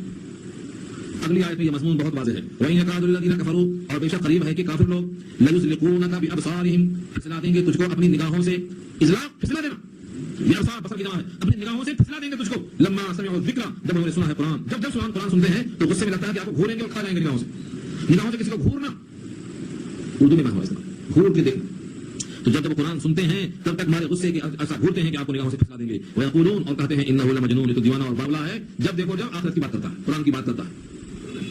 وما هو الا ذکر للعالمین حالانکہ نہیں ہے یہ قرآن مگر نصیحت سارے جہان کے لیے۔ جو نصیحت کرنے والا ہوتا ہے وہ مجنون اور باولا نہیں ہوتا ہے، نصیحت کرنے والا تو محسن ہوتا ہے، لیکن لوگوں نے محسن کو مجنون کہا، احسان کرنے والے کو دیوانہ اور باولا کہا۔ یہ قرآن نصیحت کس کے لیے ہے، کون سے معاملے کے لیے ہے؟ فرمایا ذکر للعالمین سارے جہان کی نصیحت ہے، کوئی کہے چار والوں کے لیے ہے، گاؤں والوں کے واسطے نہیں ہے، نہیں سارے جہان کے لیے ہے، چاہے وہ مکہ جیسا معزز محترم شہر ہو، مدینہ کی طرح نبی کی قیامگاہ ہو، یا ہندوستان کا کوئی بت پرستوں کا مقام ہو، ہر ایک کی ضرورت ہے، یہ قرآن ہر ایک کی ضرورت ہے، ہر ایک کی نصیحت ہے، کوئی اس سے باقی نہیں ہے۔ کسی کو یہ فائدہ پہنچنے کا موقع ملتا ہے، کسی کو موقع نہیں ملتا ہے، تو نگاہیں اگر کسی پر پڑ جائیں، حدیث میں آتا ہے ماشاء اللہ کو۔ اور یہ آخری جو 2 آیتیں پڑھی ہیں یہ نظر بد کا علاج ہے، حسن بصری کہتے ہیں، حسن بصری تابعی ہیں، وہ فرماتے ہیں جس کا شبہ ہو نظر بد کا، ان 2 آیتوں کو اس پر پڑھ کر دم کرو انشاءاللہ نظر اتر جائے گی۔ اس پر بہت سے واقعات ہیں، بہت سی چیزیں ہیں، لیکن ہمیں سے بھی دیکھنا ہے کہ جو اہم چیزیں بتائی گئی ہیں کم سے کم اتنا ہی بندہ اختیار کر لے تو انشاءاللہ اللہ کی آیتوں سے بھرپور فائدہ ہونے والا ہوگا۔ آپ دعا کر لیں، اس کے بعد انشاءاللہ سورہ ملک کا آغاز ہوگا۔ سورہ ملک جو ہے بہت سے فضائل کی حامل صورت ہے۔